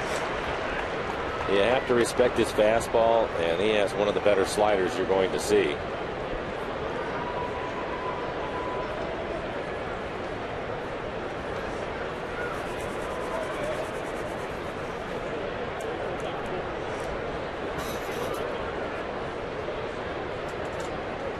Trying to retire the Twins here in the sixth. Pitch.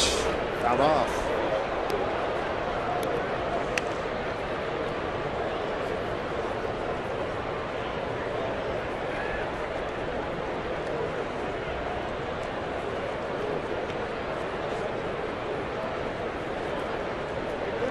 Saw Carson last Tuesday pitch a scoreless inning with a shutout. 6-3 loss to Houston.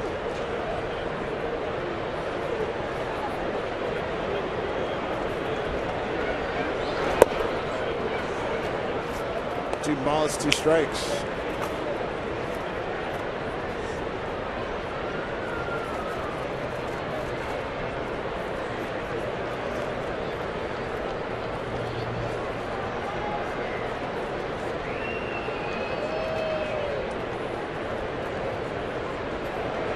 Twins starting the day 3rd place in the Central behind Kansas City and Detroit.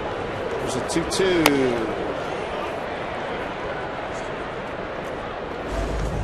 And remains even. Good fastball at 95 miles an hour right on the corner.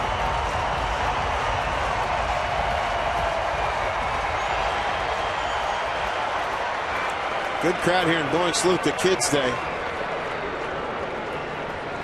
33,566 last night. Looks like it's might even probably will top that. 2-2 pitch. Runner goes. Fouled off.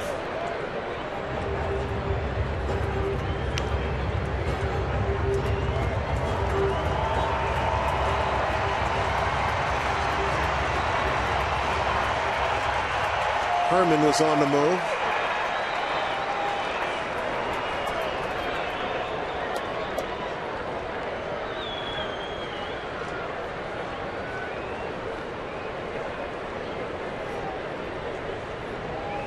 Smith's ready. 2-2. Foul ball. Twins fouled off a lot of pitches in this inning between Herman and now Santana. And Carson has made some good pitches in this at bat. You can see the location of that last slider. Typically, you'll see a left-hander swing right over the top of that pitch, but he was able to get a piece of it and extend this at bat. 10 pitch at bat by Herman, 9 pitches here.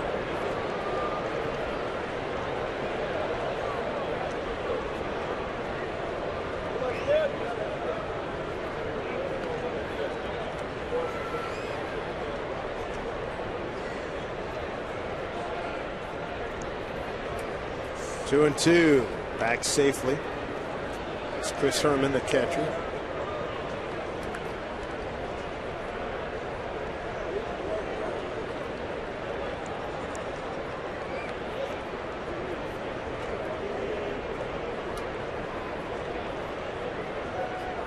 2-2, runner goes, and a pitch swung on and sent to center field. Austin Jackson, easy play for him, and that'll do it. Curtin Smith comes in, gets the job done. 2-2 ball game. And coming up for the Mariners, it'll be Nelson Cruz, followed by Kyle Seager and Logan Morrison.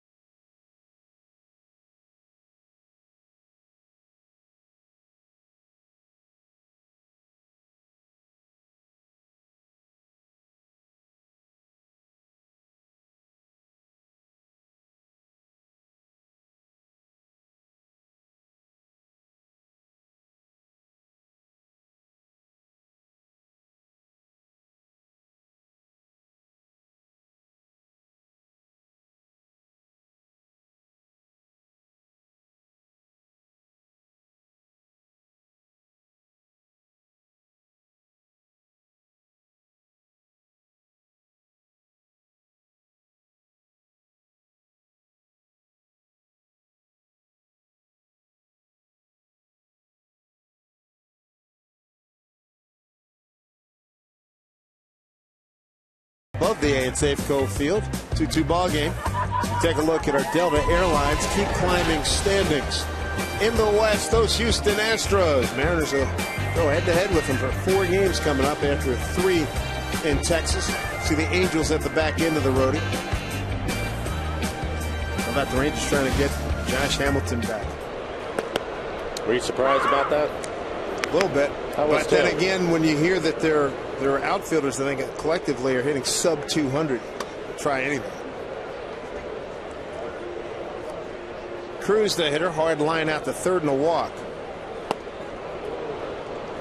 Behind 0-2 here, Kyle Gibson. What do you think of Gibson so far?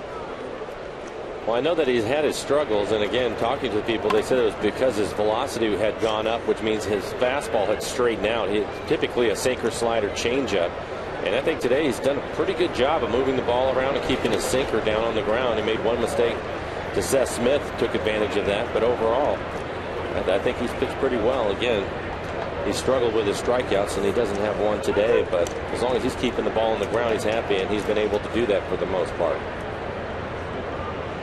Paul Molitor, Neil Allen in the glasses, the pitching coach. Here's the 1-2.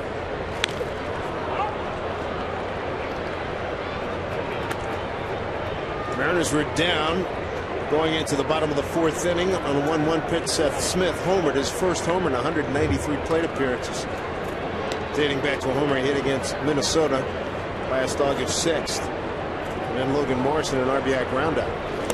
And Cruz is out. His first strikeout for Kyle Gibson. Did you know there's a playground located inside Safeco Field? It's the Seattle Children's Playfield, located in center field, and offers our youngest Mariner fans their own private playground inside the ballpark. Next time you're at Safeco Field, check out the Seattle Children's Playfield.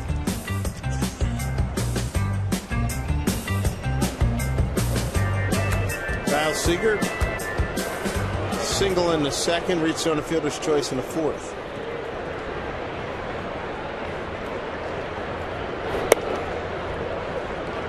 Ball 1.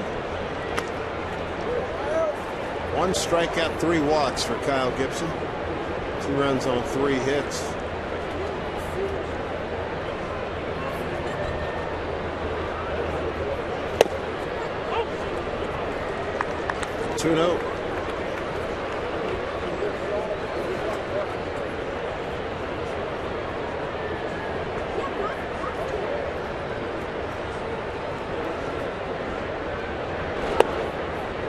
hits given up, scattered. One in the second, one in the fourth, one in the fifth. Now Seager's got a 3-0 count.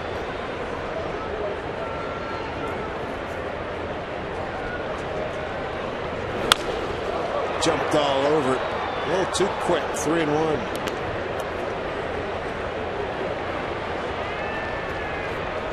I think Gibson was trying to go middle away. He left that pitch middle in. And he did.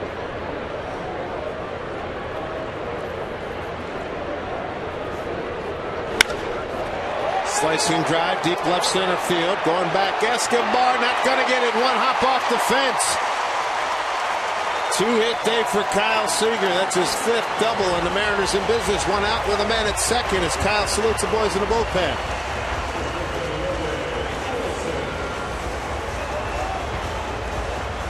Take a look at the swing by Kyle Seager. He had a base hit earlier out to left center field, and he goes there again. This time it's a double.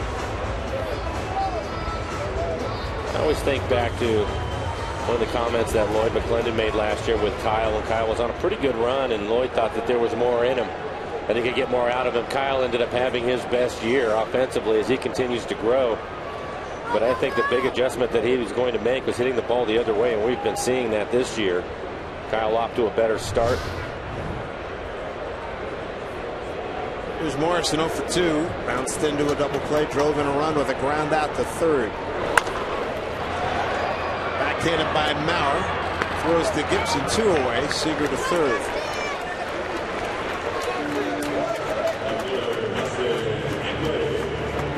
We'll see if Ackley can get going. Been struggling a little bit lately. Mariners today 0 for 6 with runners in scoring position. They need somebody to come up with a big base hit for him. The solo home run by Seth Smith. Get him on the scoreboard. And a ground out by Morrison to drive in a run.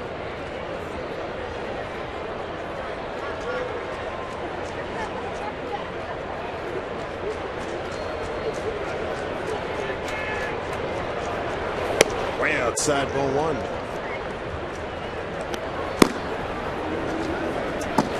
Dilbar, the left-hander, was up earlier in the ball game. Wayne Boyer, the right-hander. Runners in scoring position. There you have it. Mariners looking to change that one. That'll get out of play. Pretty good pitch for Dustin to handle right there. Good fastball, but it was up and out over the plate.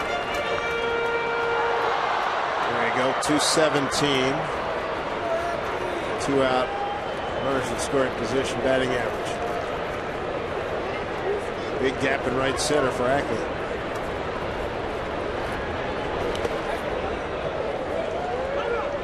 Herman blocks it.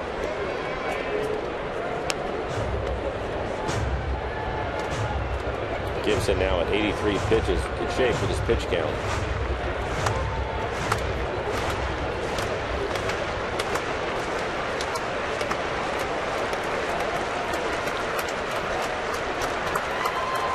Two and 1. Punch foul.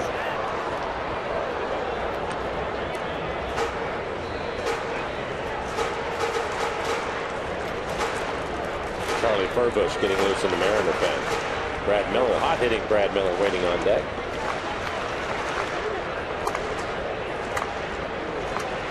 Kyle Gibson in his 4th career start against the Mariners, a 2-1 record. 2-2 pitch. Struck him out. Mariners get Seager to third, can't score him. Score remains tied at 2.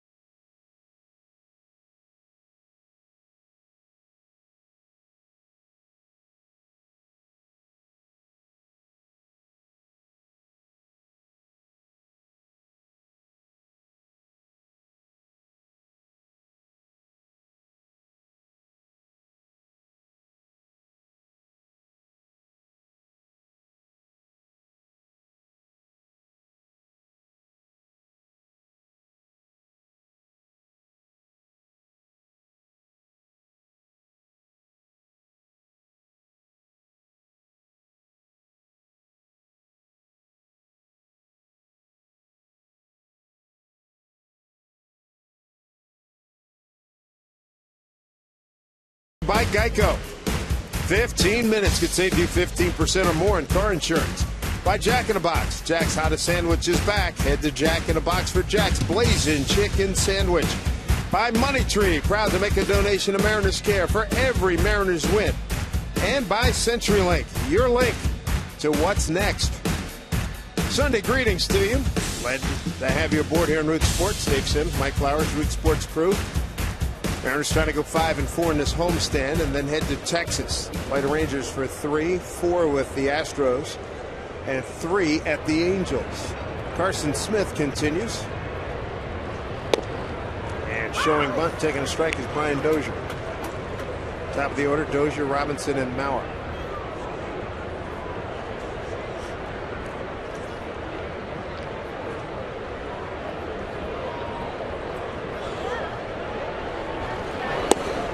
Bunt again.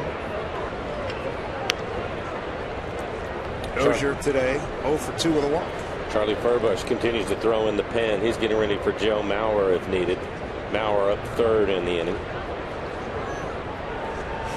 Charlie ready to go. 1-1 pitch. Breaking ball for strike.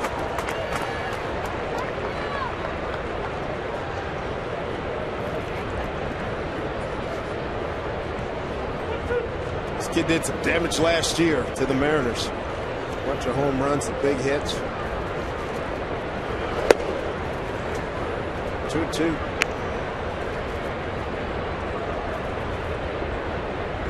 Had a lot of hot second basemen last year. Cano, Dozier, Altuve, Pedroia.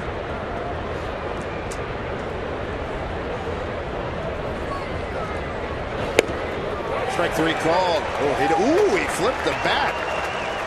We'll see all 3 pitches right on the outside corner, including that last slider.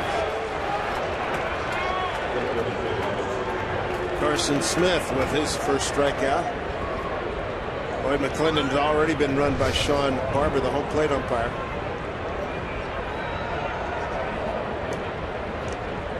That was back in the 4th inning.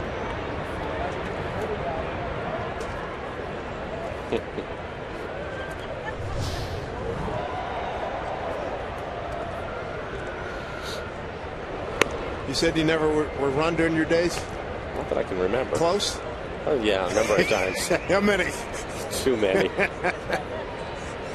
A lot of situations like that. That slider on the outside corner. Yeah, right. That'll get you fired up. Pitch is tough enough. Now you're going to give him everything out there, right? Exactly. 2-0 to Shane Robinson. Although that was a pretty good pitch.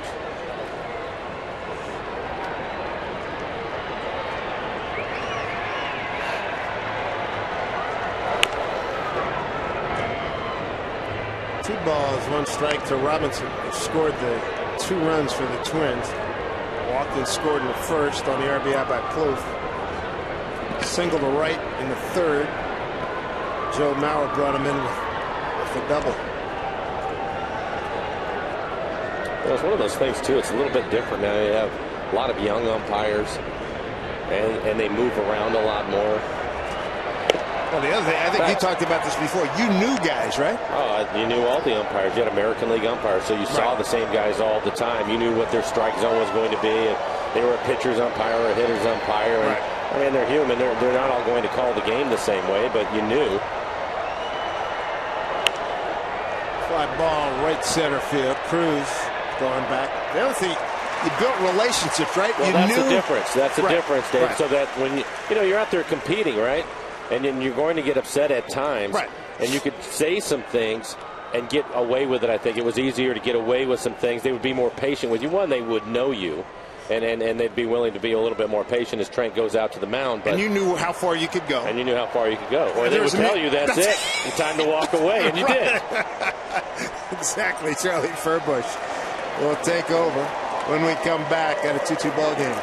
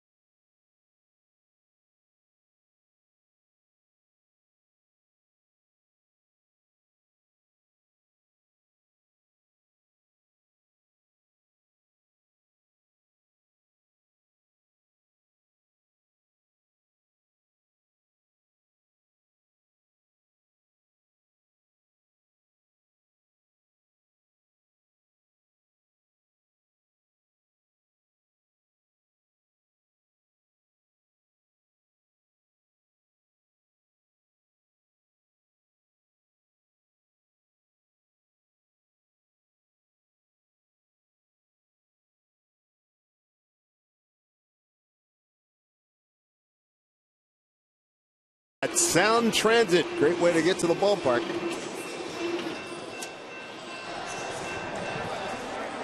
Charlie Furbush is the new pitcher as he enters the DJ Cool's Let Me Clear My Throat. I had to look that one up. I had no idea what that was. I just know it was loud and you shouldn't have told me that. I would have been impressed. No, I did not. I didn't know. My curiosity was such as, who the heck is screaming? Well, Charlie's going to take over. 4.15 ERA for Charlie so far. 4 1/3. 4 strikeouts, 1 walk. Opponent's hitting .222 against him. He's going to face Joe Mauer, having a good day. 2 for 3, including a double and an RBI.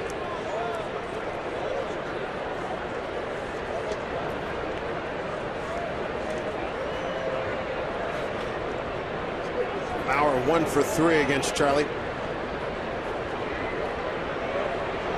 2 outs, nobody on. Brad Miller in the short grass, straight up the middle. After Mauer, you have a couple of right-handers, so Danny Farquhar getting loose now. 35,242 on hand here. Weekend attendance 94,023. Previous weekend, last weekend with Texas, 111, almost under 12,000.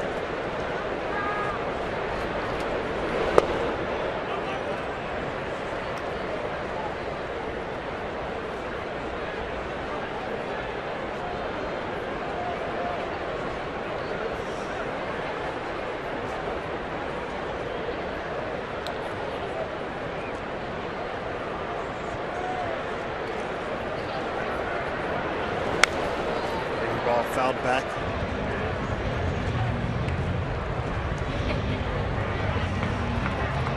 It's always interesting to me. You see the infield, and you were talking about Brad playing up the middle. They're expecting him to hit the ball up the middle or pull it. But the outfield, look how far over in the left center Austin Jackson is actually almost on the line. Can't even see him in your picture yet.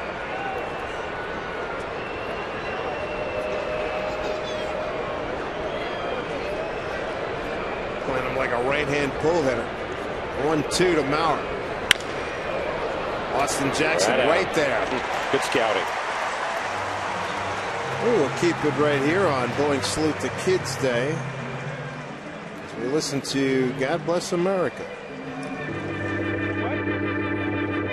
Ladies and gentlemen, at this time we ask you to please rise and direct your attention to the field as we honor our great country with the singing of God Bless America with Michael Sicoli.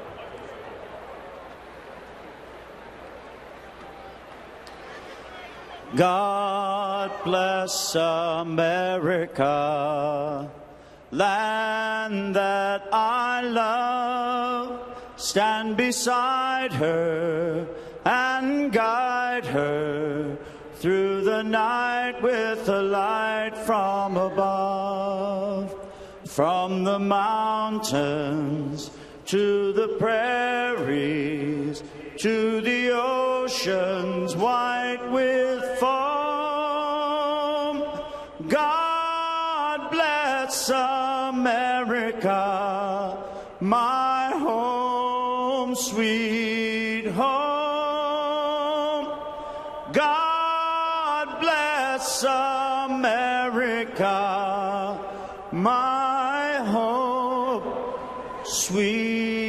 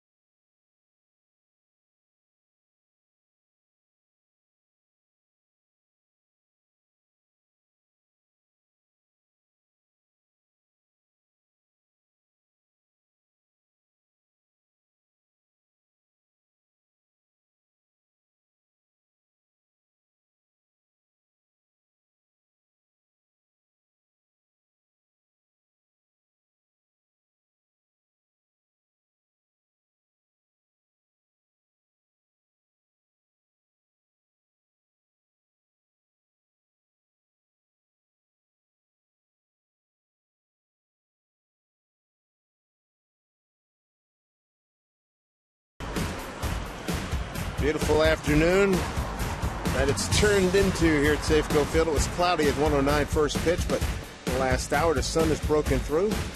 Good to have you with us. 2-2 ball game. Mariners trying to get this series and finish this homestand at 5-4. Bottom 7 here. Brad Miller leading off. The Mariners would take their chance. Same situation. Brad hit a double his last time up, leading off the 5th inning. Sucre was able to bunt him over. He was left stranded there. I think they would take their chances with that again. Brad had snapped a 7-game hitting streak in last night's ball game. Started another one today with that double. Just joining us, Rowan Asalias got the start today. 5 2/3, 6 hits, 2 runs, both earned, 3 walks and 6 strikeouts in 105 pitches, 70 for strikes. Gibson now at 87 pitches. Nobody throwing in the Twins bullpen. 2-1 to Brad Miller. Sucre and Jackson to follow.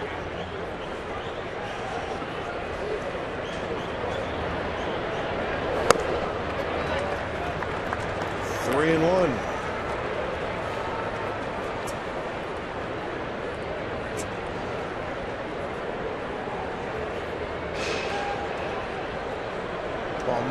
Molitor's ball club 5.5 back off the pace in the Central Division. Miller fouls that one away. 3-2.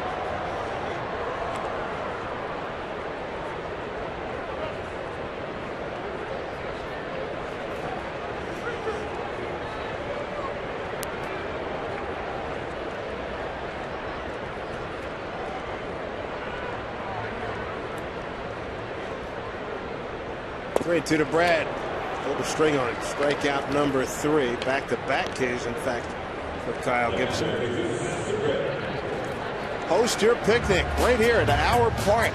Safeco Field serves as a fun location to gather for your next family or corporate event. Groups of 40 or more, you're going to receive a discounted ticket price. Plus, they'll enjoy a customizable food and beverage package. For info, visit mariners.com/group hospitality. Sucre looks at a high strike. 0 for 1 with a sacrifice. Laid down a fine bunt in the 5th inning. 1 hopper to Plouffe. 2 outs.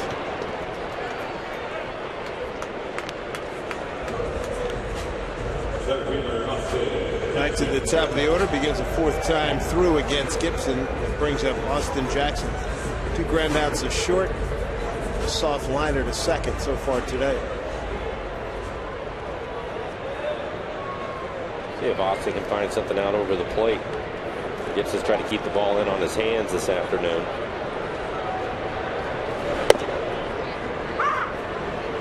Strike 1. Runner runs coming on a 4th inning leadoff homer by Seth Smith and an RBI ground up by Logan Morrison later in that frame. Another 1 hopper to Plouffe. Just 10 pitches for Gibson to go 1-2-3 in the 7th inning.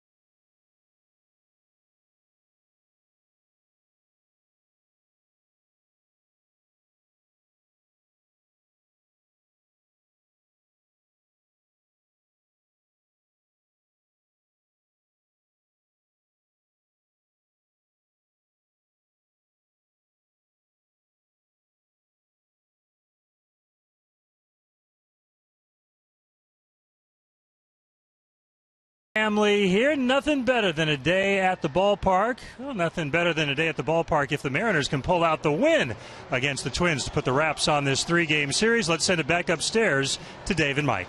Thank you, Sam. Danny Farquhar takes over, and earlier we showed you his he was upset at Sean Barber back on April 3rd of last year. Yeah. Sean Barber's got home plate here today. There's first pitch strike to Trevor Plouffe. Plouffe 1 for 3, drove in the first run of the ballgame in the first inning. Breaking ball hit down to Seager. 1 away.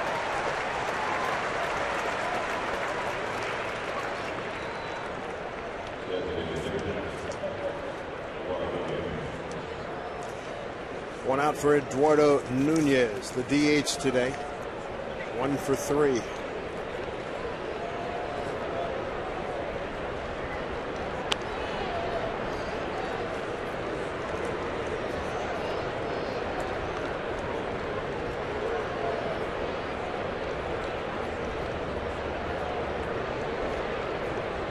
First appearance for Danny Farquhar since taking a loss on Tuesday against Houston 6-3. Pitched an inning, gave up 2 hits, 2 runs, both earned, and walked 2. And that was a good curveball from Danny.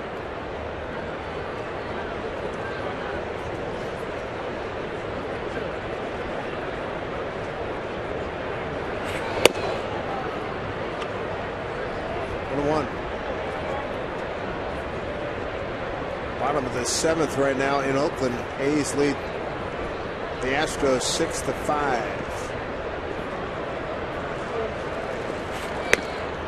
Way upstairs, Angels, bottom of the 8th in Anaheim, have the bases loaded and a 3-2 lead over the Rangers.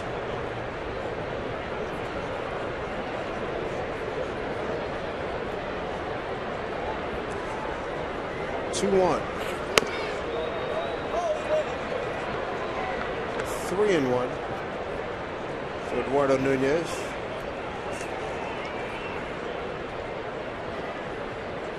Nunez 0 for 2 against Danny. On deck is Escobar.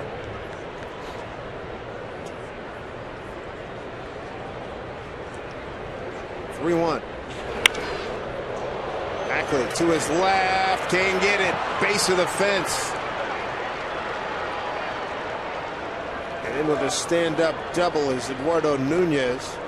It's his first extra base hit of the season, his second hit today. 1 out base runner in the 8th for Minnesota. Well, for Nunez in the series, he's been aggressive on the fastball, and he is in a good count. 3-1, looks for the fastball. That's the little cutter. Danny leaves it in the middle of the plate, and he hits it hard off the base of the wall as you take a look at his swing. Cut fastball at 89 miles an hour.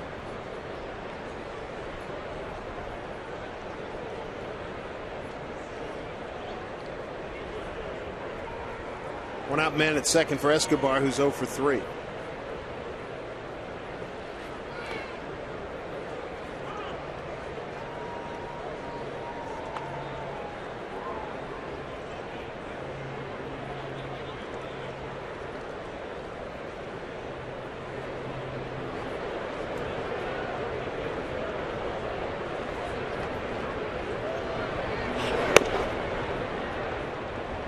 Sucre bluffs, throw down to second. Count goes to 2-0.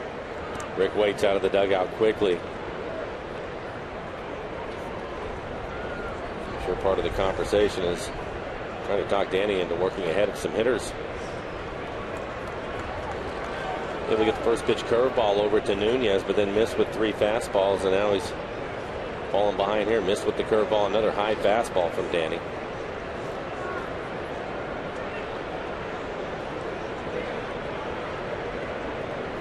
There's a big number for you.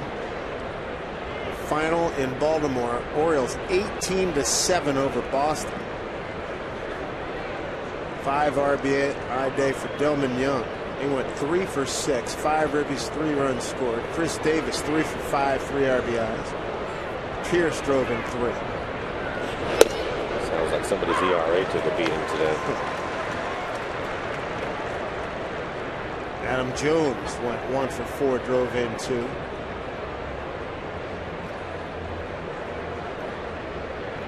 Two-1 from Danny.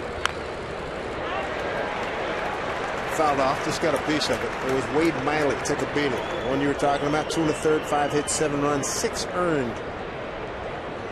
And then Embry hitting in a third, 6 hits, 6 runs, all earned.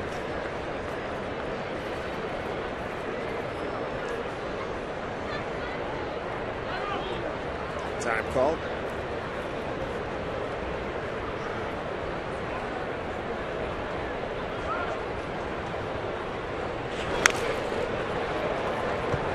Count stays at 2-2, 1 out, man at second. Twins so far today, 2 for 7 with runners in scoring position.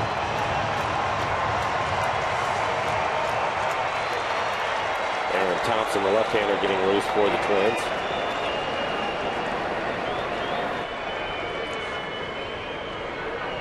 Action here, top of the 8th, a 2-2 pitch. Check. Swing, foul ball.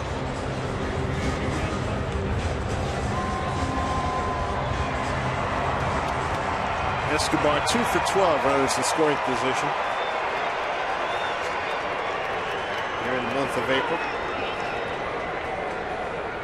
Time called.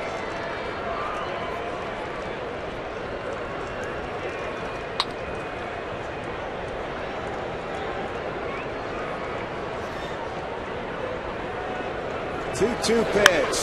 Hit hard and foul.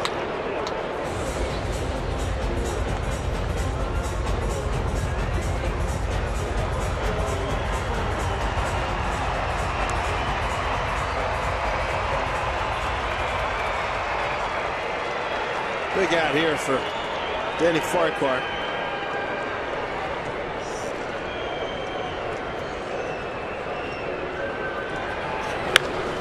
Hit foul again.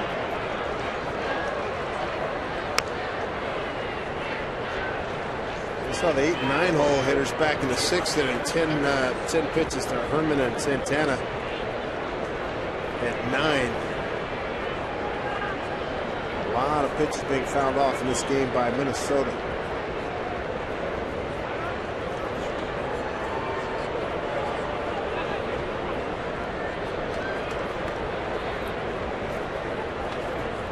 Two and two. Full count. You can see on the EQC tracer all those pitches upstairs. That's his fastball. The 2 pitches down below, that's the 2 curveballs that he's thrown.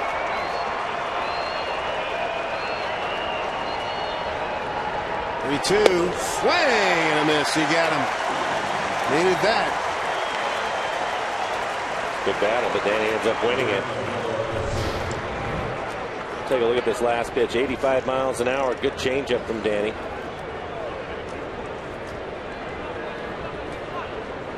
The 2 outs, man at second. Escobar coming up empty. Oswaldo Arcia 1 for 3, strikeout, base hit to right. Broken bat popped to shortstop.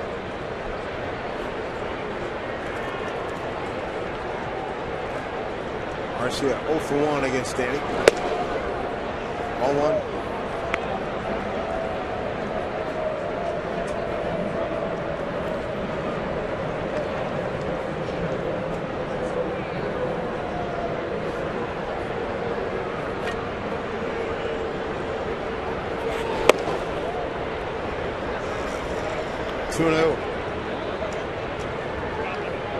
Another hitter's count for the Twins. Those 2 fastballs up. And they're going to put them on. Herman, the catcher, due up.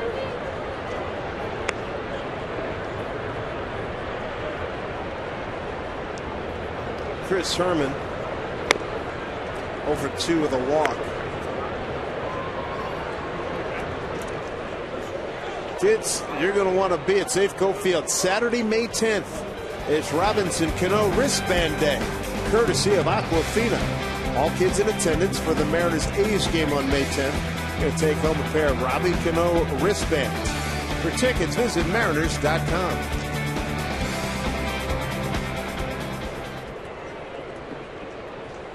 Two outs, runners at first and second. Breaking ball for ball one to Chris Herman.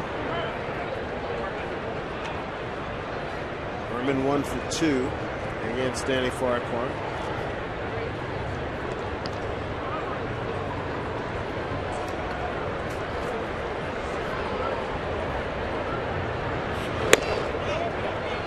Up high 2-0.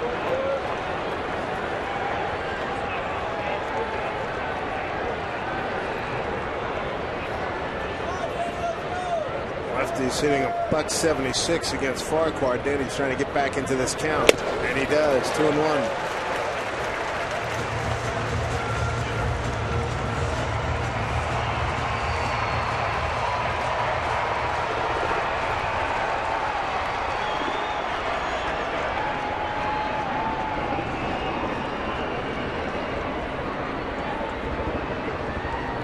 Two out, 2 on, a 2-1 pitch.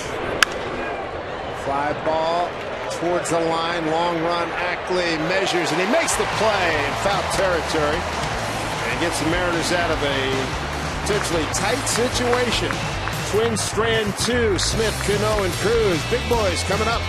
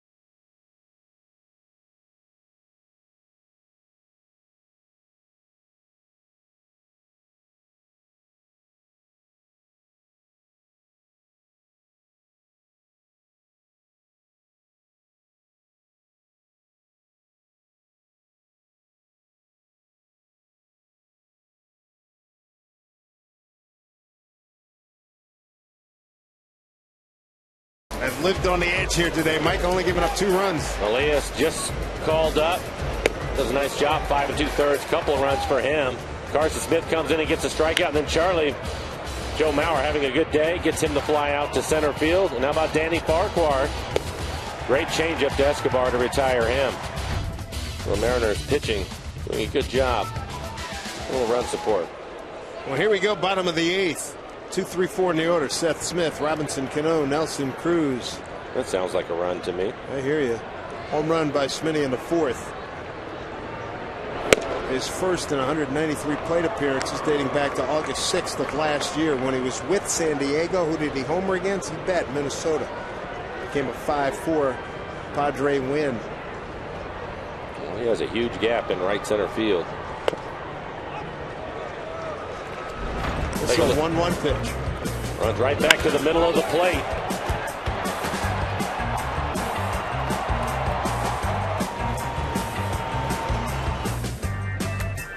Got that off his to-do list. 2-1.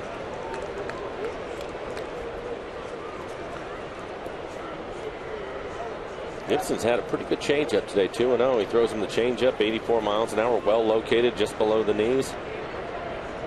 Gibson in his 4th start, deepest he's gone here in the month of April. The other way, that'll stay fair and get down into the corner. Escobar chases it. Smith slamming on the brakes, leadoff double.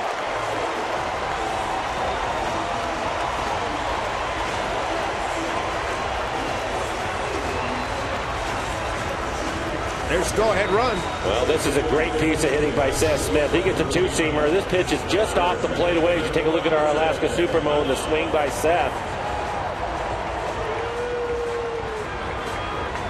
That ball traveled just a little bit further, and that's the difference in this at-bat as he hits it hard down into the corner for a leadoff double.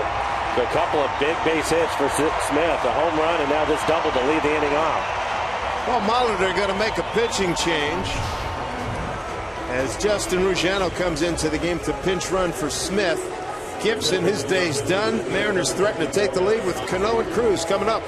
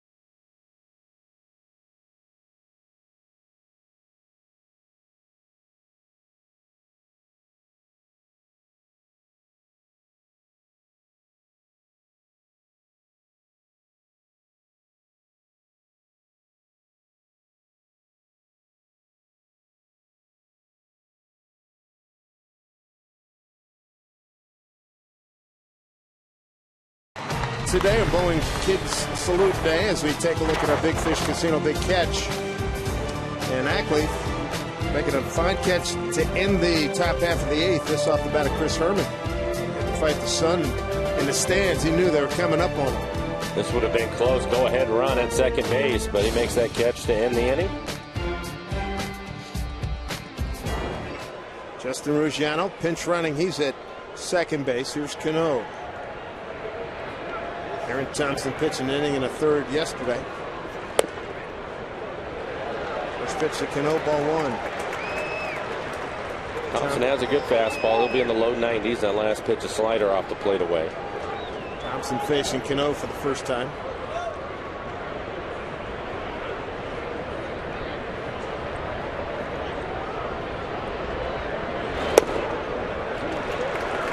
Being charged right now, 2-0. You got Ruggiano at second, good speed, and Cruz on deck.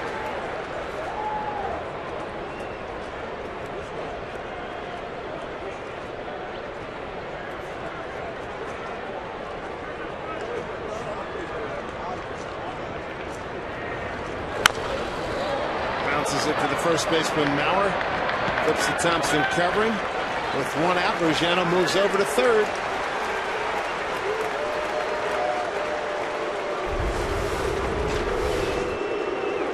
Gibson, 7 innings, 7+, 5 hits, 2 runs. They were both earned 3 walks, 3 strikeouts. He threw 99 pitches, 56 of those for strikes. Cano moves Ruggiano to third here. So they're going to put Cruz on. They have the left-hand hitting Kyle Seager waiting on deck, so they're going to put Cruz on with the left-hander on the mound. Need a big base hit. 0 for 8 with runners in scoring position.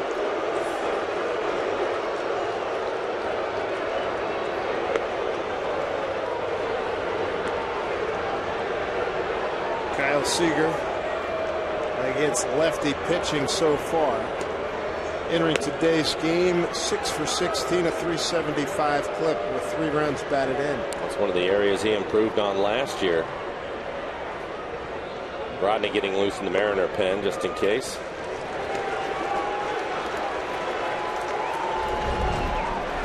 They did not want to see Cruz Get a chance to add to this number here. Both home runs in March, April. The other part of that, too, is if he gets the ball in the air, typically it's going to be deep enough, even if it doesn't leave the ballpark, to score the run. And you have a couple of left-handers, Seager and Morrison, due up. And I think this 6 for 12 against lefties had a lot to do with it, too. Cruz against left-handers. Well, Kyle's done fine. 6 for 16, but you're right.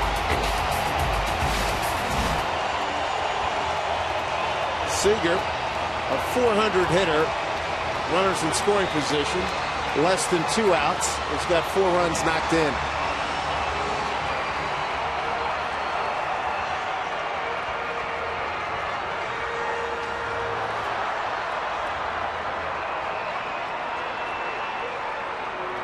So here we go, drama building in the 8th.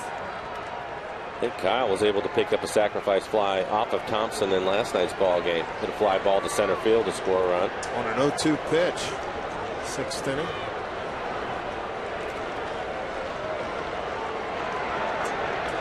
One out, runners at the corners in this 2-2 ball game. Bottom 8. Strike 1 to Kyle.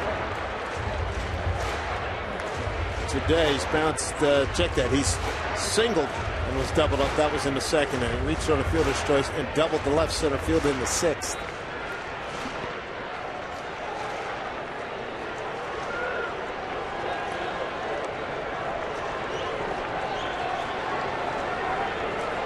Two runs, 7 hits, and an error for Minnesota. 2 runs, 5 hits, no errors for the Mariners. 0-1 to Kyle.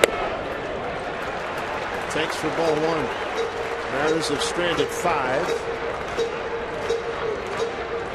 9 men left on base by Minnesota.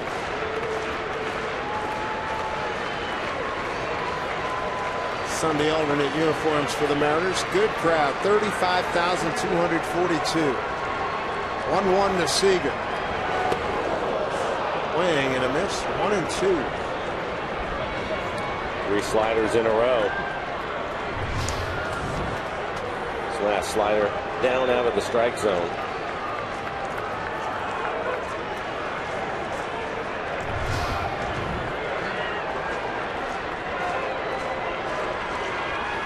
Infield about halfway. 1-2 to Seager. Outside for ball 2.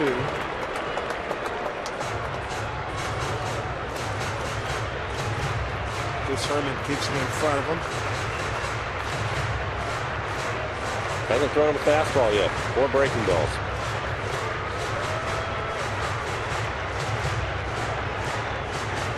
Looks like Rodney's ready to go out on the pen. He will pitch the 9th inning.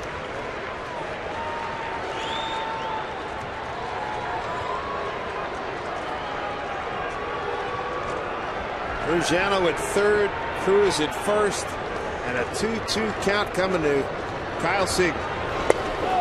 Struck him out. 2 outs. Looked like it was a backup slider. 81 miles an hour. Kyle expecting it to break, and it didn't appear to do much. It doesn't. Big out by Thompson as this ball just stays right at the top of the strike zone.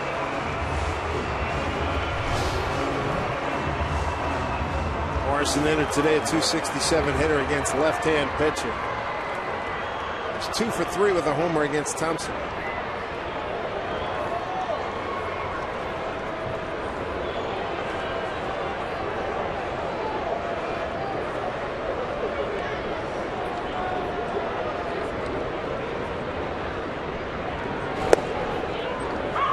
Strike 1 to Logan. Bounced into a double play, drove in a run with a ground out in the 4th. And grounded out to first base in the 6th.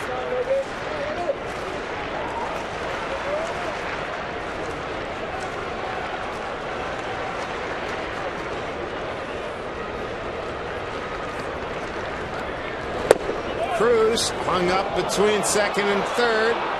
Trying to get him to throw it. Can't draw a throw, and he's in safely at 2nd. The stolen base for Nelson Cruz is 1st.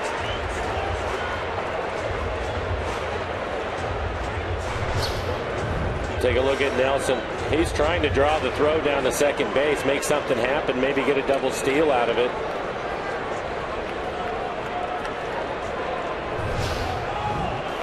Just give him the stolen base. Base hit will get you 2. The deep for Morrison on a 1-1 count. 2 outs, 2 on. 1-2.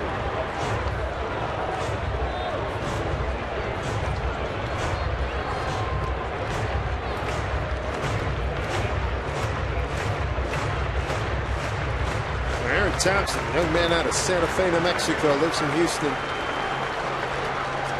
Well, he's thrown 15 pitches, and only one of them has been a fastball, and that was on a ground out to Cano.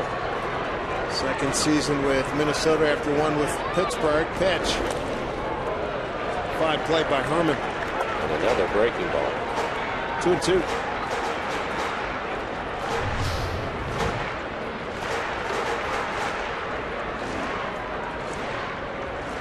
Couple of game savers here in this inning for Herman. Arson can keep it going. Dustin Ackley's on deck. 2 ducks on the pond for Lomo. 2-2 pitch. Center field. Coming on is Robinson. He's there. 2 runners stranded. Mariners can't bring them home. We go to the 9th in a 2-2 game.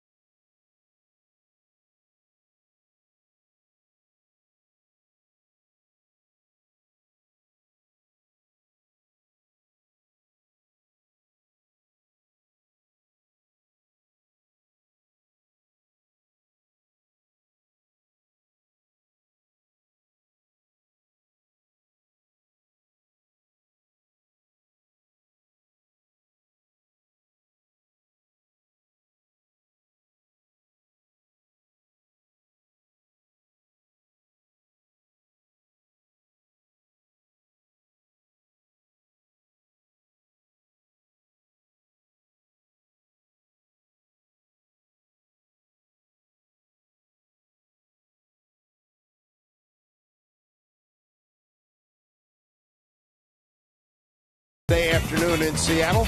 Right now, let's take a look at our Columbia Bank difference of the game. And it's going to be Aaron Thompson. 17 pitches, 16 breaking balls.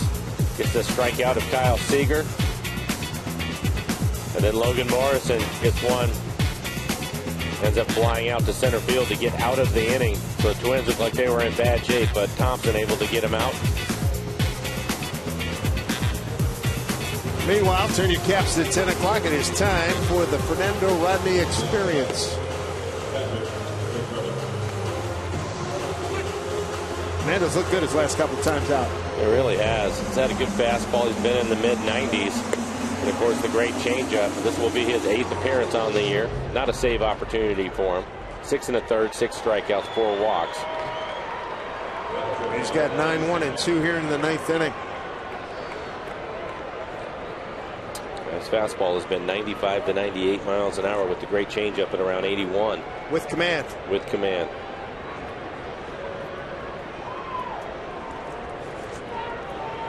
He's got Santana, Dozier, and Robinson.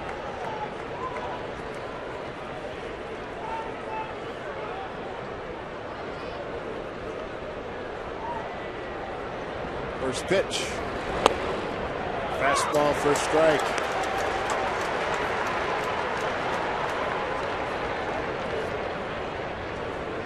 First time Santana has seen Fernando. Major league leader last year with 48 saves.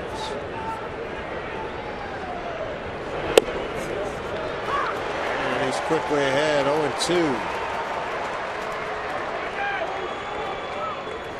Nando got the save in Wednesday's game against Houston. 1 inning pitch. A couple of runs allowed and a strikeout. 0-2.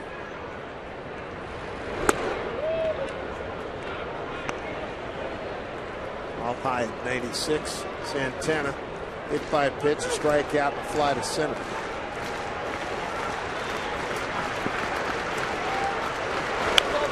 Dribbler. Oh my goodness. Are you kidding me?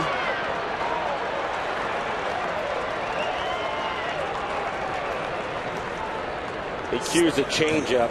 82-mile-an-hour changeup right off the end of the bat. Well located changeup, by the way. It was down and just off the outside corner. And typically, when you hit a ball like this right off the end, it will spin foul, but this one stays fair right down the line. Caught some grass and kept it there. Maybe if it got some dirt, maybe it turns left. Well, I think hitting the grass took the spin off of it right there. Yep. So a bad break. There's Dozier with the man at first.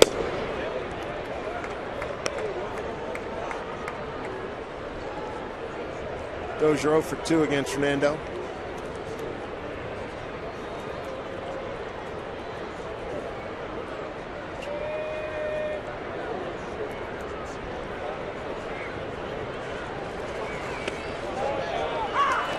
There's that outstanding changeup, 1-1.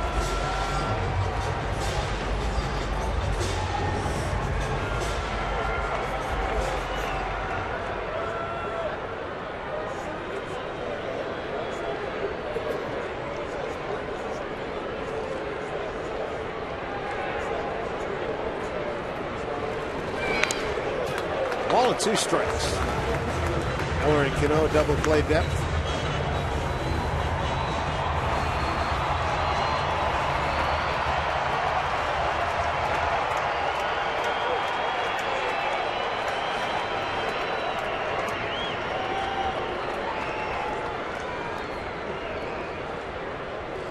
Center fielder Austin Jackson at left center here for Dozier and deep. Runner goes, pitch swung on. Miller safe at second. They do get the out at first.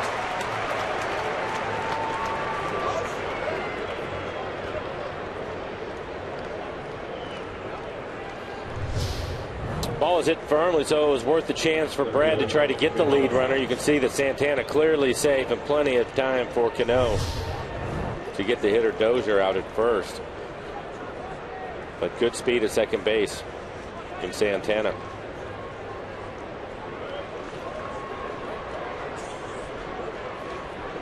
One out, man at second, Shane Robinson. He too seeing Fernando for the first time.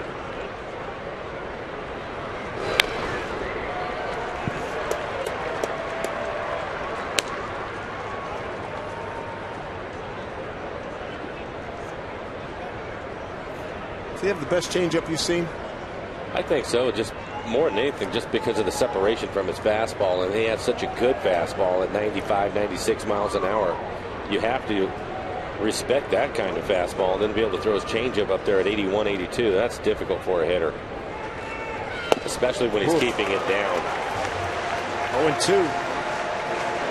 Started him with the Robinson. He starts him with a first pitch changeup that he cues off the end of the bat, and this is 94 right down the middle, and that is a weak swing. Completely fooled on the pitch. That's what makes it difficult for the hitters, the separation and the speed. One out, runner at second. 2-2 ball game, top 9.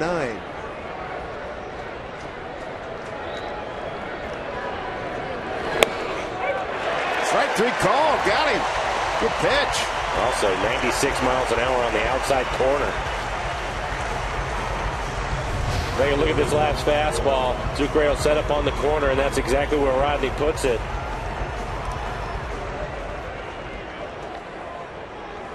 I mean, it's one of those situations, Dave, where if you have any thought of that changeup in the back of your mind, you're never catching up to that fastball, especially when he locates it like that. Put Mauer on. Mauer How about these numbers against Fernando? 5 for 17, including a home run. Trevor Plouffe waiting on deck. Plouffe is 0 for 3 against Fernando. 1 for 4 in the game. Had a single his first time up, and then he's grounded out to third 3 times.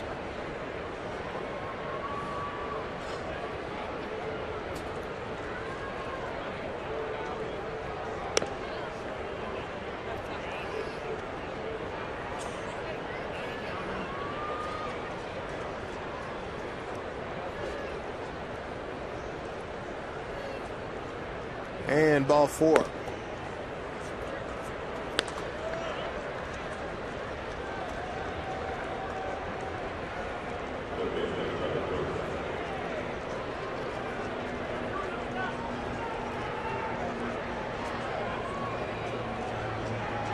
Important out here for Rodney and the Mariners.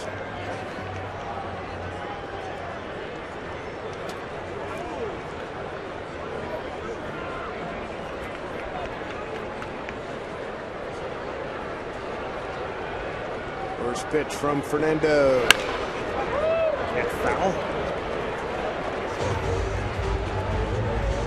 Mariners in the home ninth will have Ackley, Miller, and Sucre. Scheduled 7, 8, 9.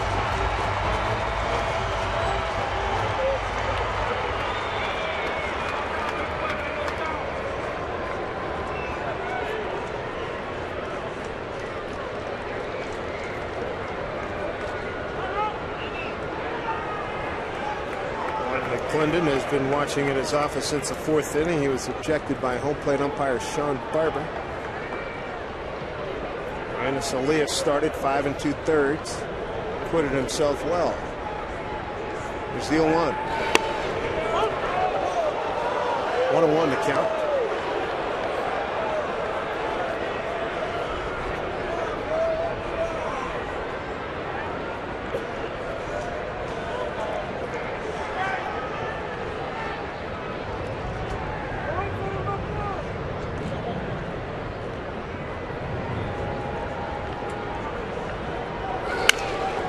Talking about getting in on his hands. 96 miles an hour. And have some. Yeah, it's off the plate inside. Ties him up.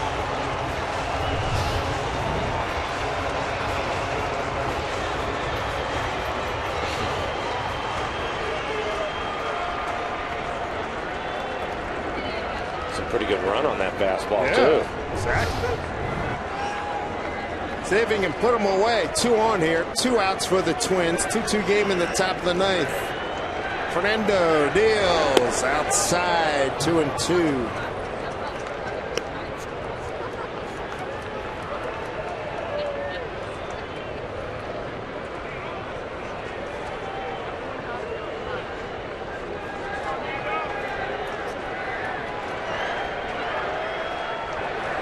It's not a King's Court afternoon, but the Moose has got people chanting K. 2-2 pitch. Bouncing ball, Seager, short way. Cano, they're out of it. Chance to win it. The bottom of the 9th. Scheduled Ackley, Miller, and Sucre. Fernando, Rodney, a good 9th inning.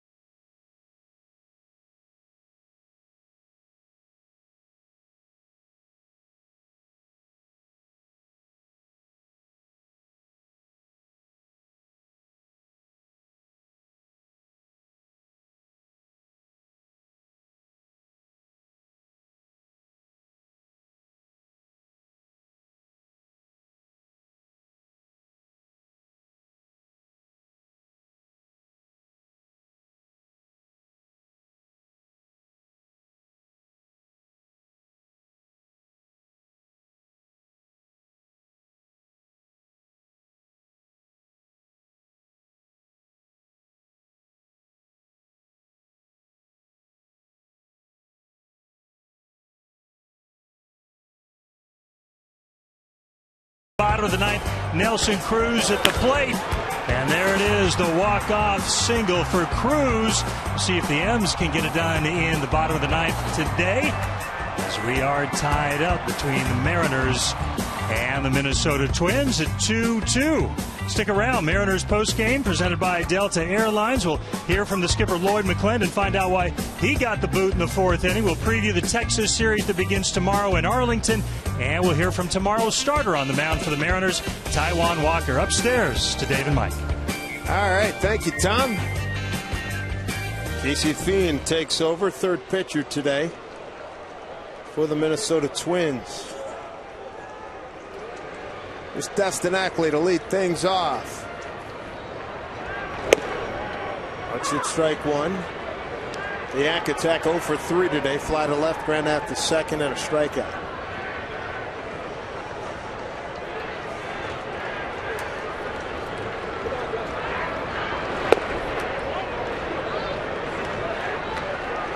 For Casey Fiend on the year, this will be his 7th appearance. A 2.84 ERA.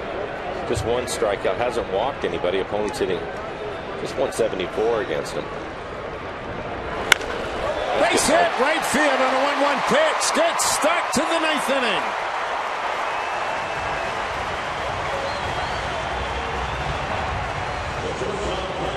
We'll take a look at it. This looks like a fastball, maybe a two-seamer down middle of the plate, and Dustin hits it hard into right field. Solid line drive base hit.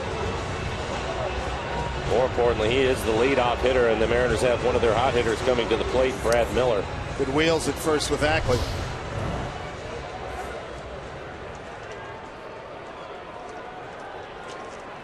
Miller 0 for 1 against Casey Fiend.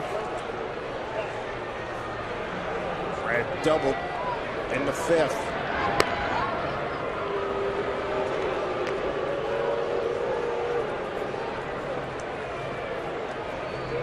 Brad is going to sacrifice. Ricky Weeks has come out on deck to pinch hit for Sucre.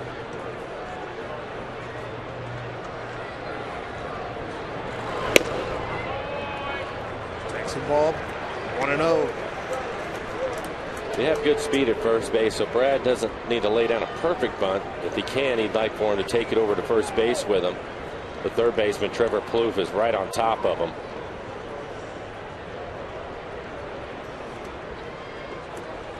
1-0 pitch to Brad.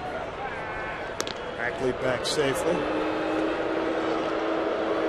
Throwing over to first base, I think, more than anything, to see if Brad was going to show bunt, and he did.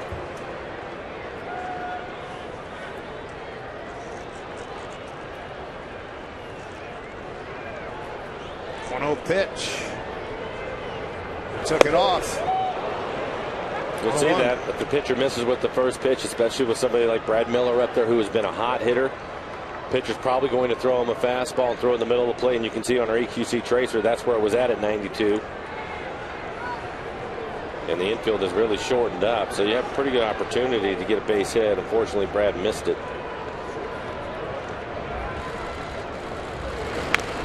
It's the bunt down. Beauty. Sacrifice 1-4. Well done. The Mariners with a couple of sacrifice bunts. Sucre with a sacrifice bunt in the 5th, and now Brad getting it done here in the bottom of the 9th. And Ricky Weeks will hit. We take a look at Brad. It's the barrel right out in front of home plate. Keeps the barrel above the ball, and that's it. Just deadens it. Really good bunt.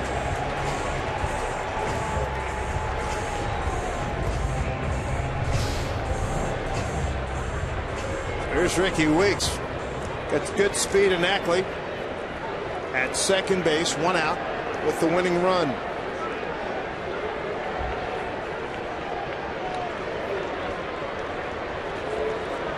Casey Fiend, first pitch to Ricky Weeks. 0-1. Weeks 0 for 1 against Fiend. Twins will play straight up. Center fielder Robinson a step towards right center.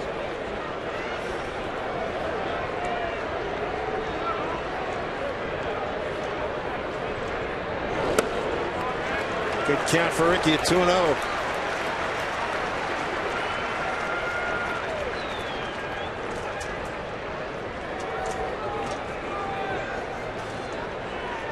1 out. Speedy runner and Ackley at second base.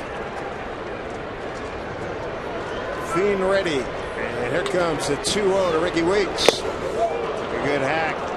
Fouled it into the glove of Herman. Well, he gets a fastball. Good count. Gets a fastball.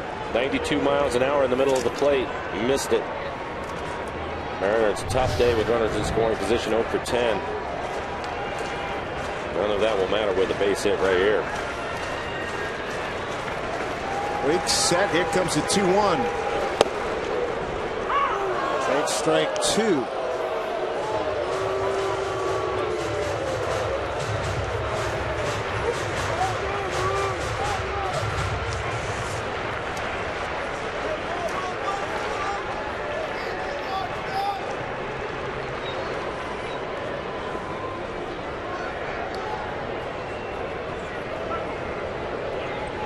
Two pitch.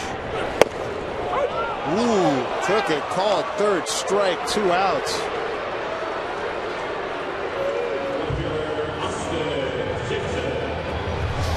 All fastballs. This last one on the outside corner.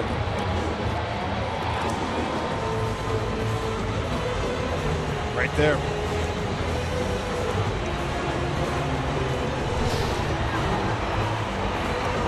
We'll see what they're going to do with Austin Jackson. Really had a good homestand. This would be a nice way to finish it off with a base hit right here. And then big AB last week against Texas on a Sunday. And we saw Gibson pitching him in and in off the plate. Let's see if Fiend wants to do the same thing. So far in this inning, he's tried to keep everything away from the hitters.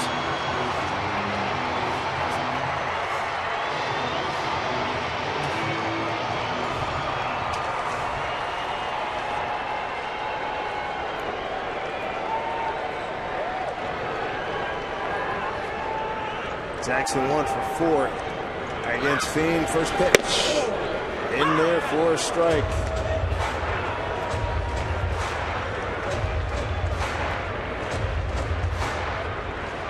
Mariners have threatened before. They had 2 men on in the 8th, couldn't score. 2 men on in the 5th.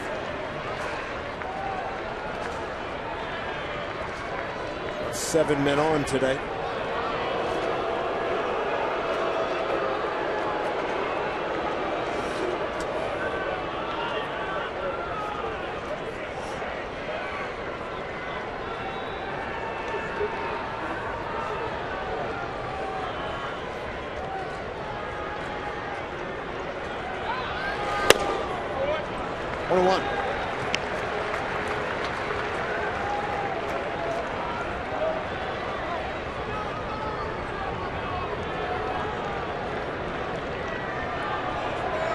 Trying to win it here in the 9th inning.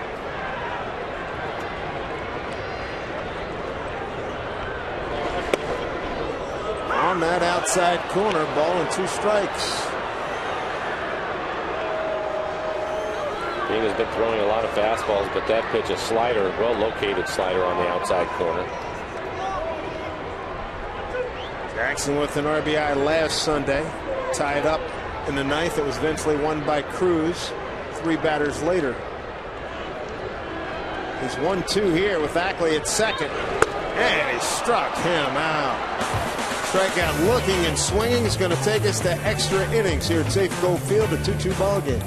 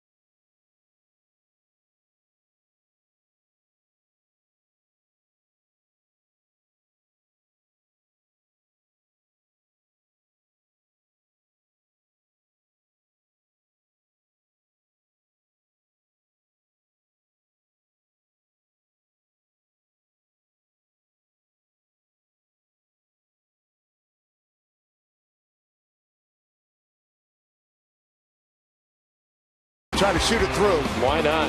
Unfortunately, Kloop was able to make the play, but Logan will pick up a ribby. And that's where we are. Mike Zunino takes over behind the dish for Jesus Sucre. Mariners have had their chances. Here's Tyler Olson. For Tyler, his 8th appearance on the year, 3.86 ERA, 7 strikeouts over the 7 innings that he has worked. See the 7 walks. Want to stay away from the walks. He will get Nunez, Escobar, and Arcia due up for the Twins. Olson, the 6th pitcher for the Mariners this afternoon.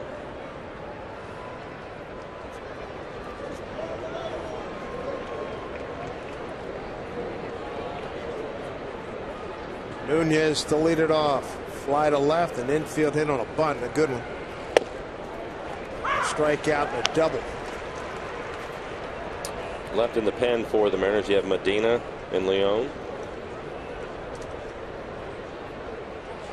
Willie, the only extra on the bench. Luciano took Smith's place as DH. Weeks pinch hit. Now Mike Z's behind the dish. You're right.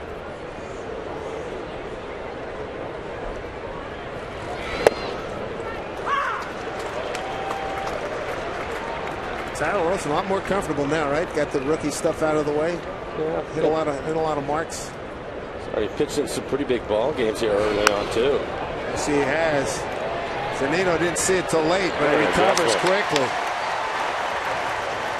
Mike was on a knee and was able to locate it.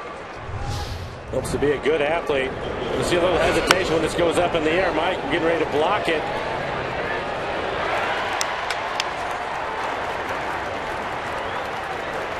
Caught it with ease. Nice play. Brings up Escobar. 0 for 4, struck out twice.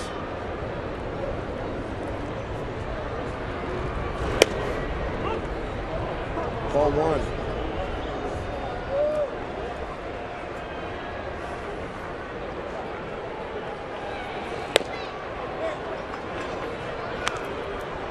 Two and 0.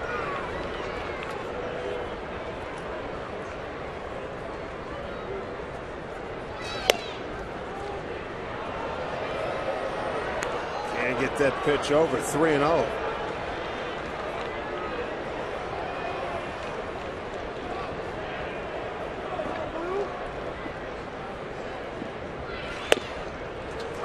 There's a strike.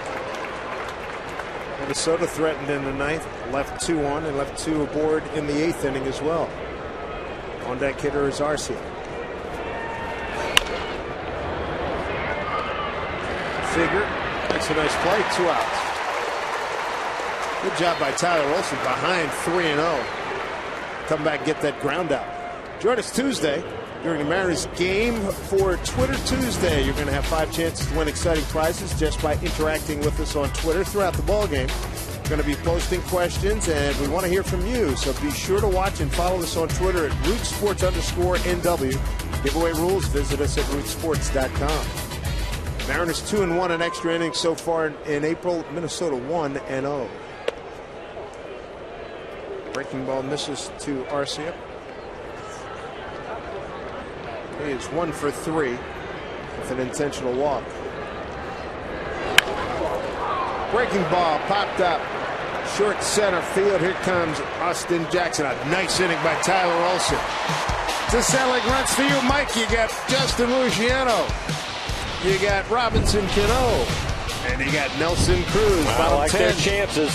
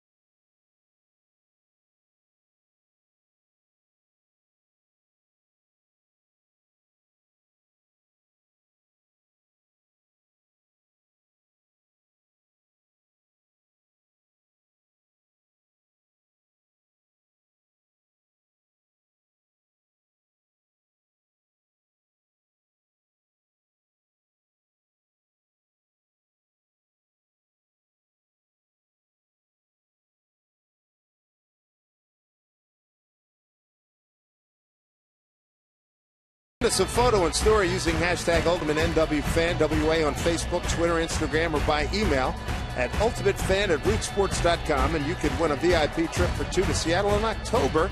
Hopefully that's a playoff game.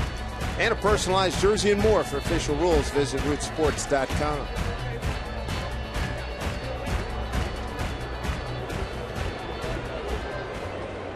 If you're the poetic sort, let's go with this. Ruggiano, Cano, and Cruz equal runs. Well, Ruggiano came into the game yesterday, in last night's game, for Seth Smith, and hit a double down the left field corner.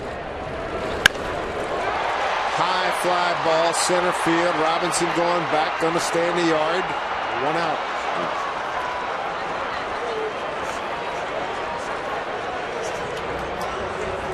Sounded good. Didn't get enough. A little too high. Yep. Skied it out to center field, catching it right in front of the warning track. How about since April 13th what this man has done? And you take a look at the numbers: a .383 batting average, 6 doubles, 5 RBIs, scored 10 runs, 11-game hitting streak. He's a base hit right here to keep that going. 0 for 3 today. Bounced to second, walked and scored, lined out to left, moved the runner over with a ground out to first back in the 8th inning. Mariners at 4-4 on this homestand and about to embark on a 10-game roadie. 3 at the Rangers, 4 at the Astros, and 3 at the Angels. Didn't like that call. Thought it was down. Again, we were talking about it earlier in the game, the way it changes counts. All of a sudden, 2-0. He's 1-1. 2-0. You think you're going to get a decent fastball to hit.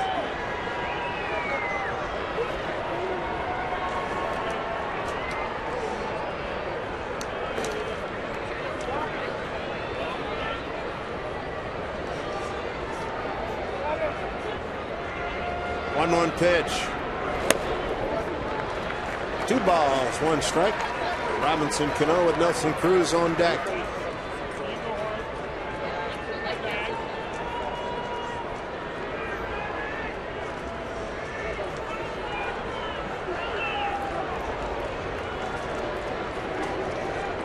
Two on the Robbie.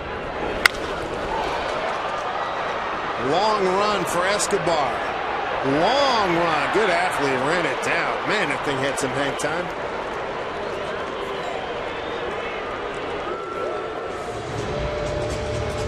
Well, both teams at this point are going to play deep in the outfield.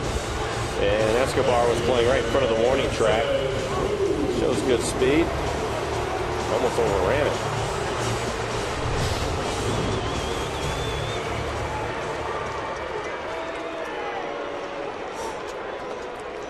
Well, one good swing can send the Mariners out of here with a W. Here's Nelson Cruz. Cruz with 9 home runs in the month.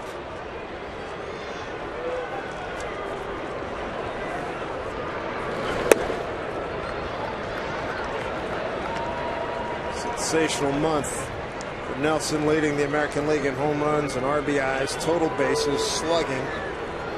Pretty much done it all. 1-0. He tried right there. Baby. Wow. Well, he had a fastball on the outside corner. It was elevated enough for him, and he tried to leave the ballpark. Cleanup hitter, that's what he's paid to do with a couple of outs.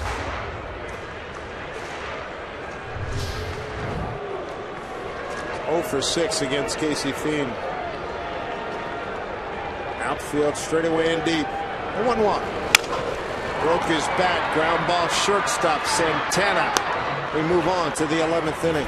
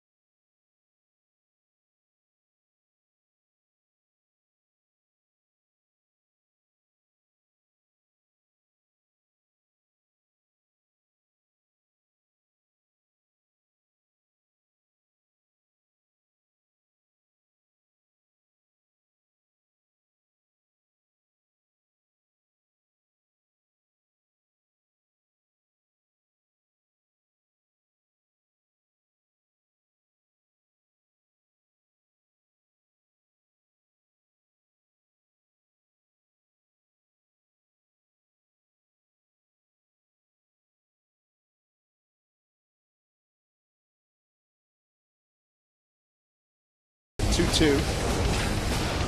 CenturyLink, what's next? We'll see Taijuan Walker on the mound against Yovani Gallardo. A heck of a ball game here last weekend for the Rangers. J-Hack's been on top of his game. Goes against Ross Detweiler. Mariners got to him. And you want to talk about being on top of your game. Felix Hernandez, 3-0 with a 1-6-1 against Wandy Rodriguez.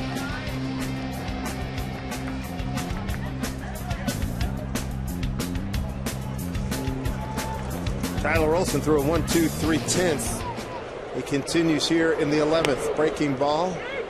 Did not go, says Ted Barrett. Ball one to Chris Herman, the catcher. Herman was at the plate in the 4th inning when Lloyd McClendon came out, had words with Sean Barber, and wound up getting ejected for the first time this season.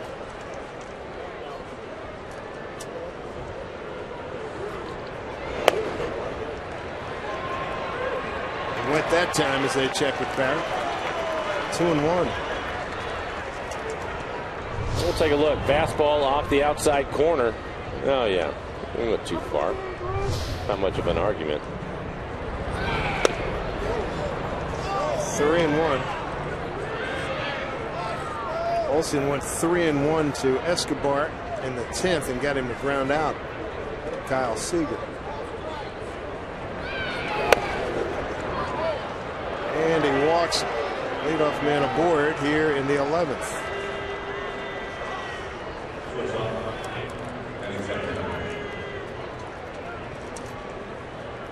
Glenn Perkins, sorry, Dave. Glenn Perkins, the closer for the Twins, getting loose. Have Mariners ever beaten Perkins as a closer? Doesn't seem like right? it. He looked good last night. Bunting situation for the number 9 hitter, Santana. Oh, it's a good bunt. Seager throws him out. Tyler Olson alertly. He, along with Zunino, go to cover third.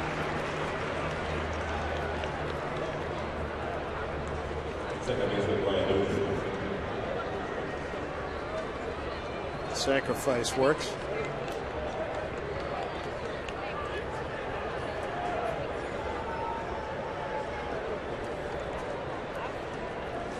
Well, they're going to put Dozier on.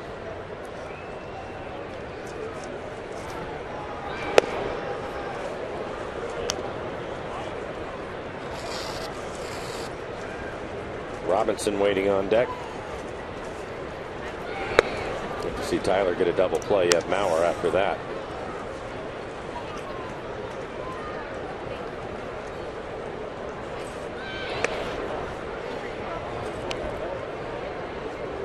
Second intentional walk issued by Mariner pitching today.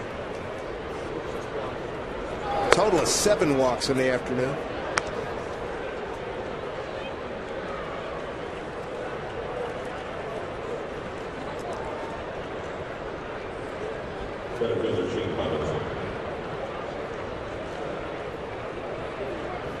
Of the 7 walks, just the first one scored. It was to this young man, Shane Robinson, in the first inning.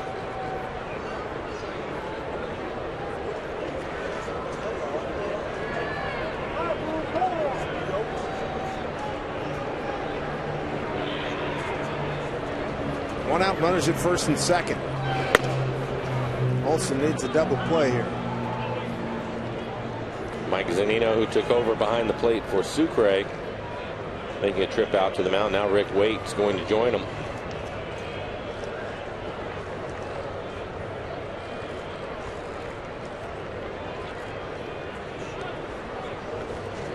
Trying to come up with a plan to get a ground ball right here.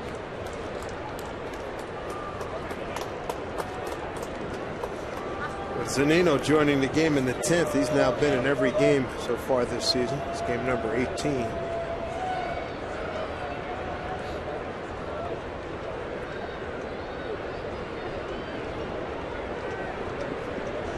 Olsen 1-0 to Robinson.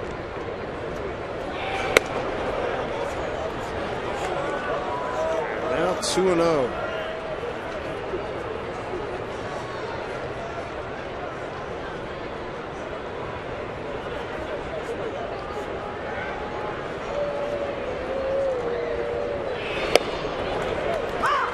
Much needed strike, 2-1.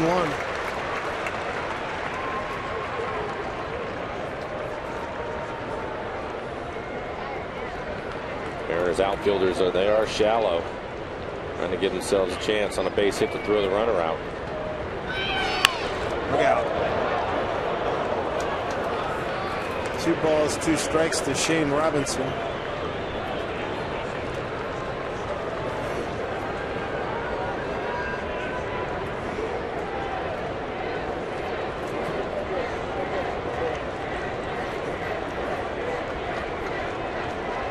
Cloud's starting to take over here at Safeco Field. Here's a pitch. Popped out. Romo's got to play.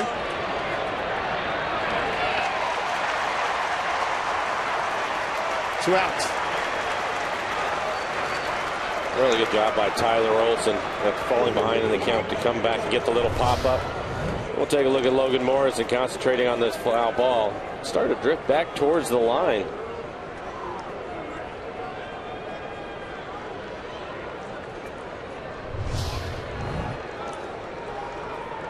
Now you got the veteran hitter against a rookie pitcher.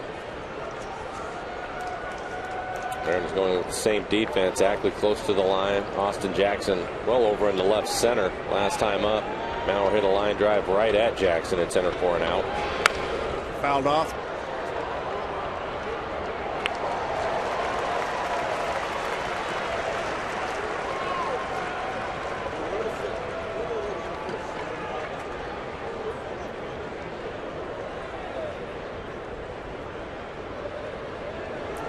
Mauer 1-for-1 against Tyler Olson. Big spot here. 0-1 pitch. Drop down on him and hit to right center field. Can't get it. That's going to clear him. Herman scores. Dozier right behind him. Mauer digging for 3, and the throw by Cano not in time. The veteran wins the battle against the rookie. A 2-run triple by Joe Mauer, his first of the season.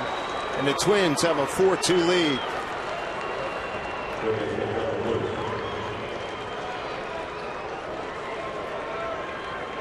And Mauer now has driven in 3 of the 4 runs. Take a look at it. Tyler's going to drop down, throws the breaking ball, wanted it away, did not get it there. It stays middle in.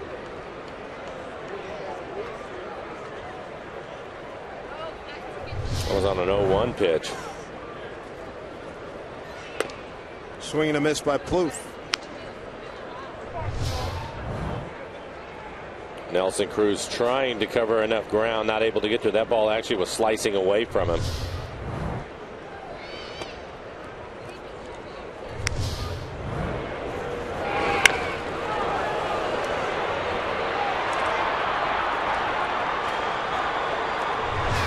Joe Mauer with the triple. That's just his 3rd extra base hit. He's got 2 doubles and a triple, no homers.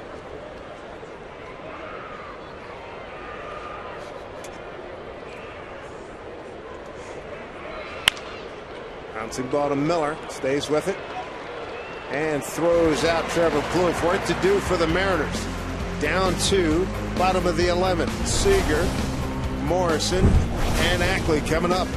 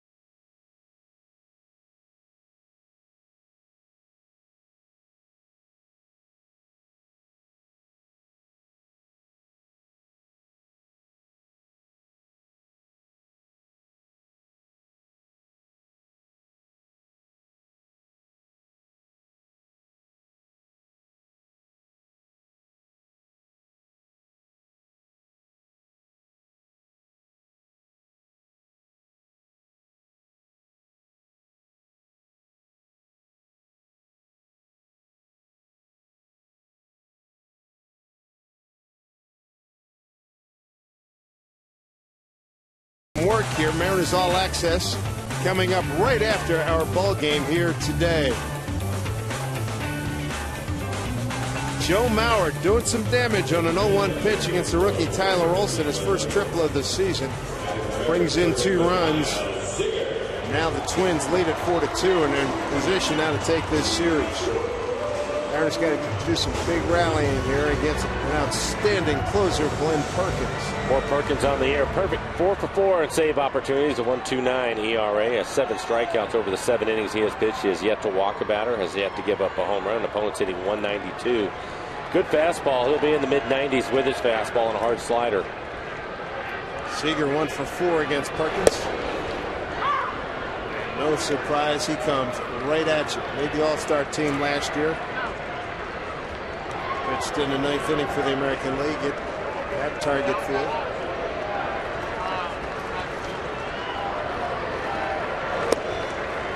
One. Jordan Schaefer in center field. Robinson moves to left. Moves from center to right.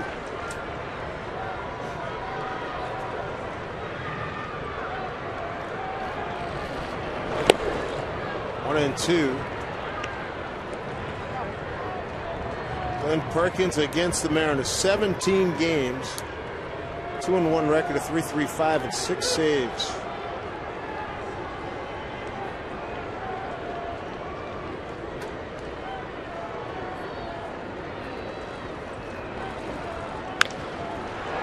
Fly ball left field. Escobar is under it.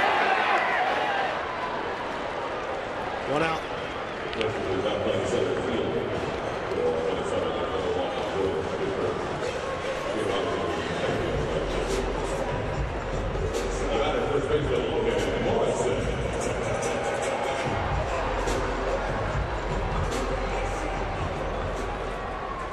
Logan with 1 of the 2 RBIs this afternoon. Grounded out to third. Picked up Cano, who was at third with 1 out. Willie Bloomquist has come out on deck, so he will pinch hit for Dustin Ackley.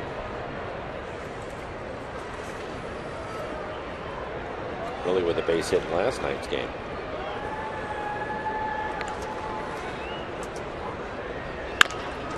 Bouncing ball goes to Dozier. 2 away.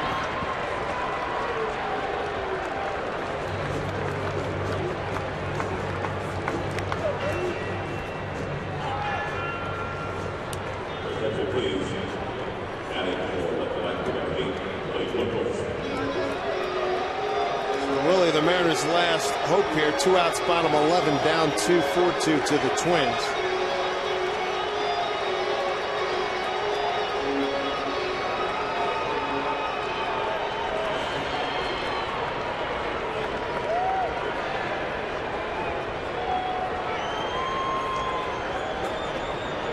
Good numbers against Perkins. Very good.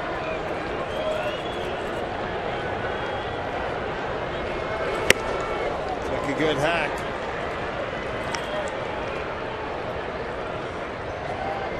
High fastball from Perkins right at the top of the strike zone as Willie swings through it.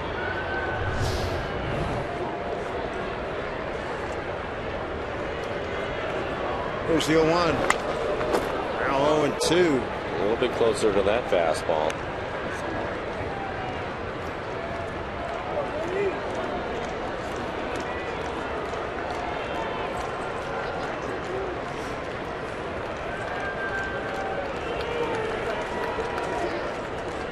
To count the Bloomquist. Pinch hitting for Ackley. 2 outs, nobody on. 4-2 Twins. Swing and a miss. Short work. Willie's gone. Game over. Series over. Twins win it 2-1. 9 pitches and a save for Perkins. And the Mariners homestand ends at 4-5. The good news for the Mariners. Elias pitched well today, going 5 2/3, giving up just the 2 runs. So after Iwakuma going on the disabled list, Elias threw the ball well. And the bad news, Mariners 0 for 12 with runners in scoring position. That is not good. We'll talk to you from Texas on the radio side. Aaron Goldsmith will be with you on TV for the Texas and Houston series. Right now, Mariners post game presented by Delta Airlines begins in 90 seconds with Brad, Dave, Jen, and Tom.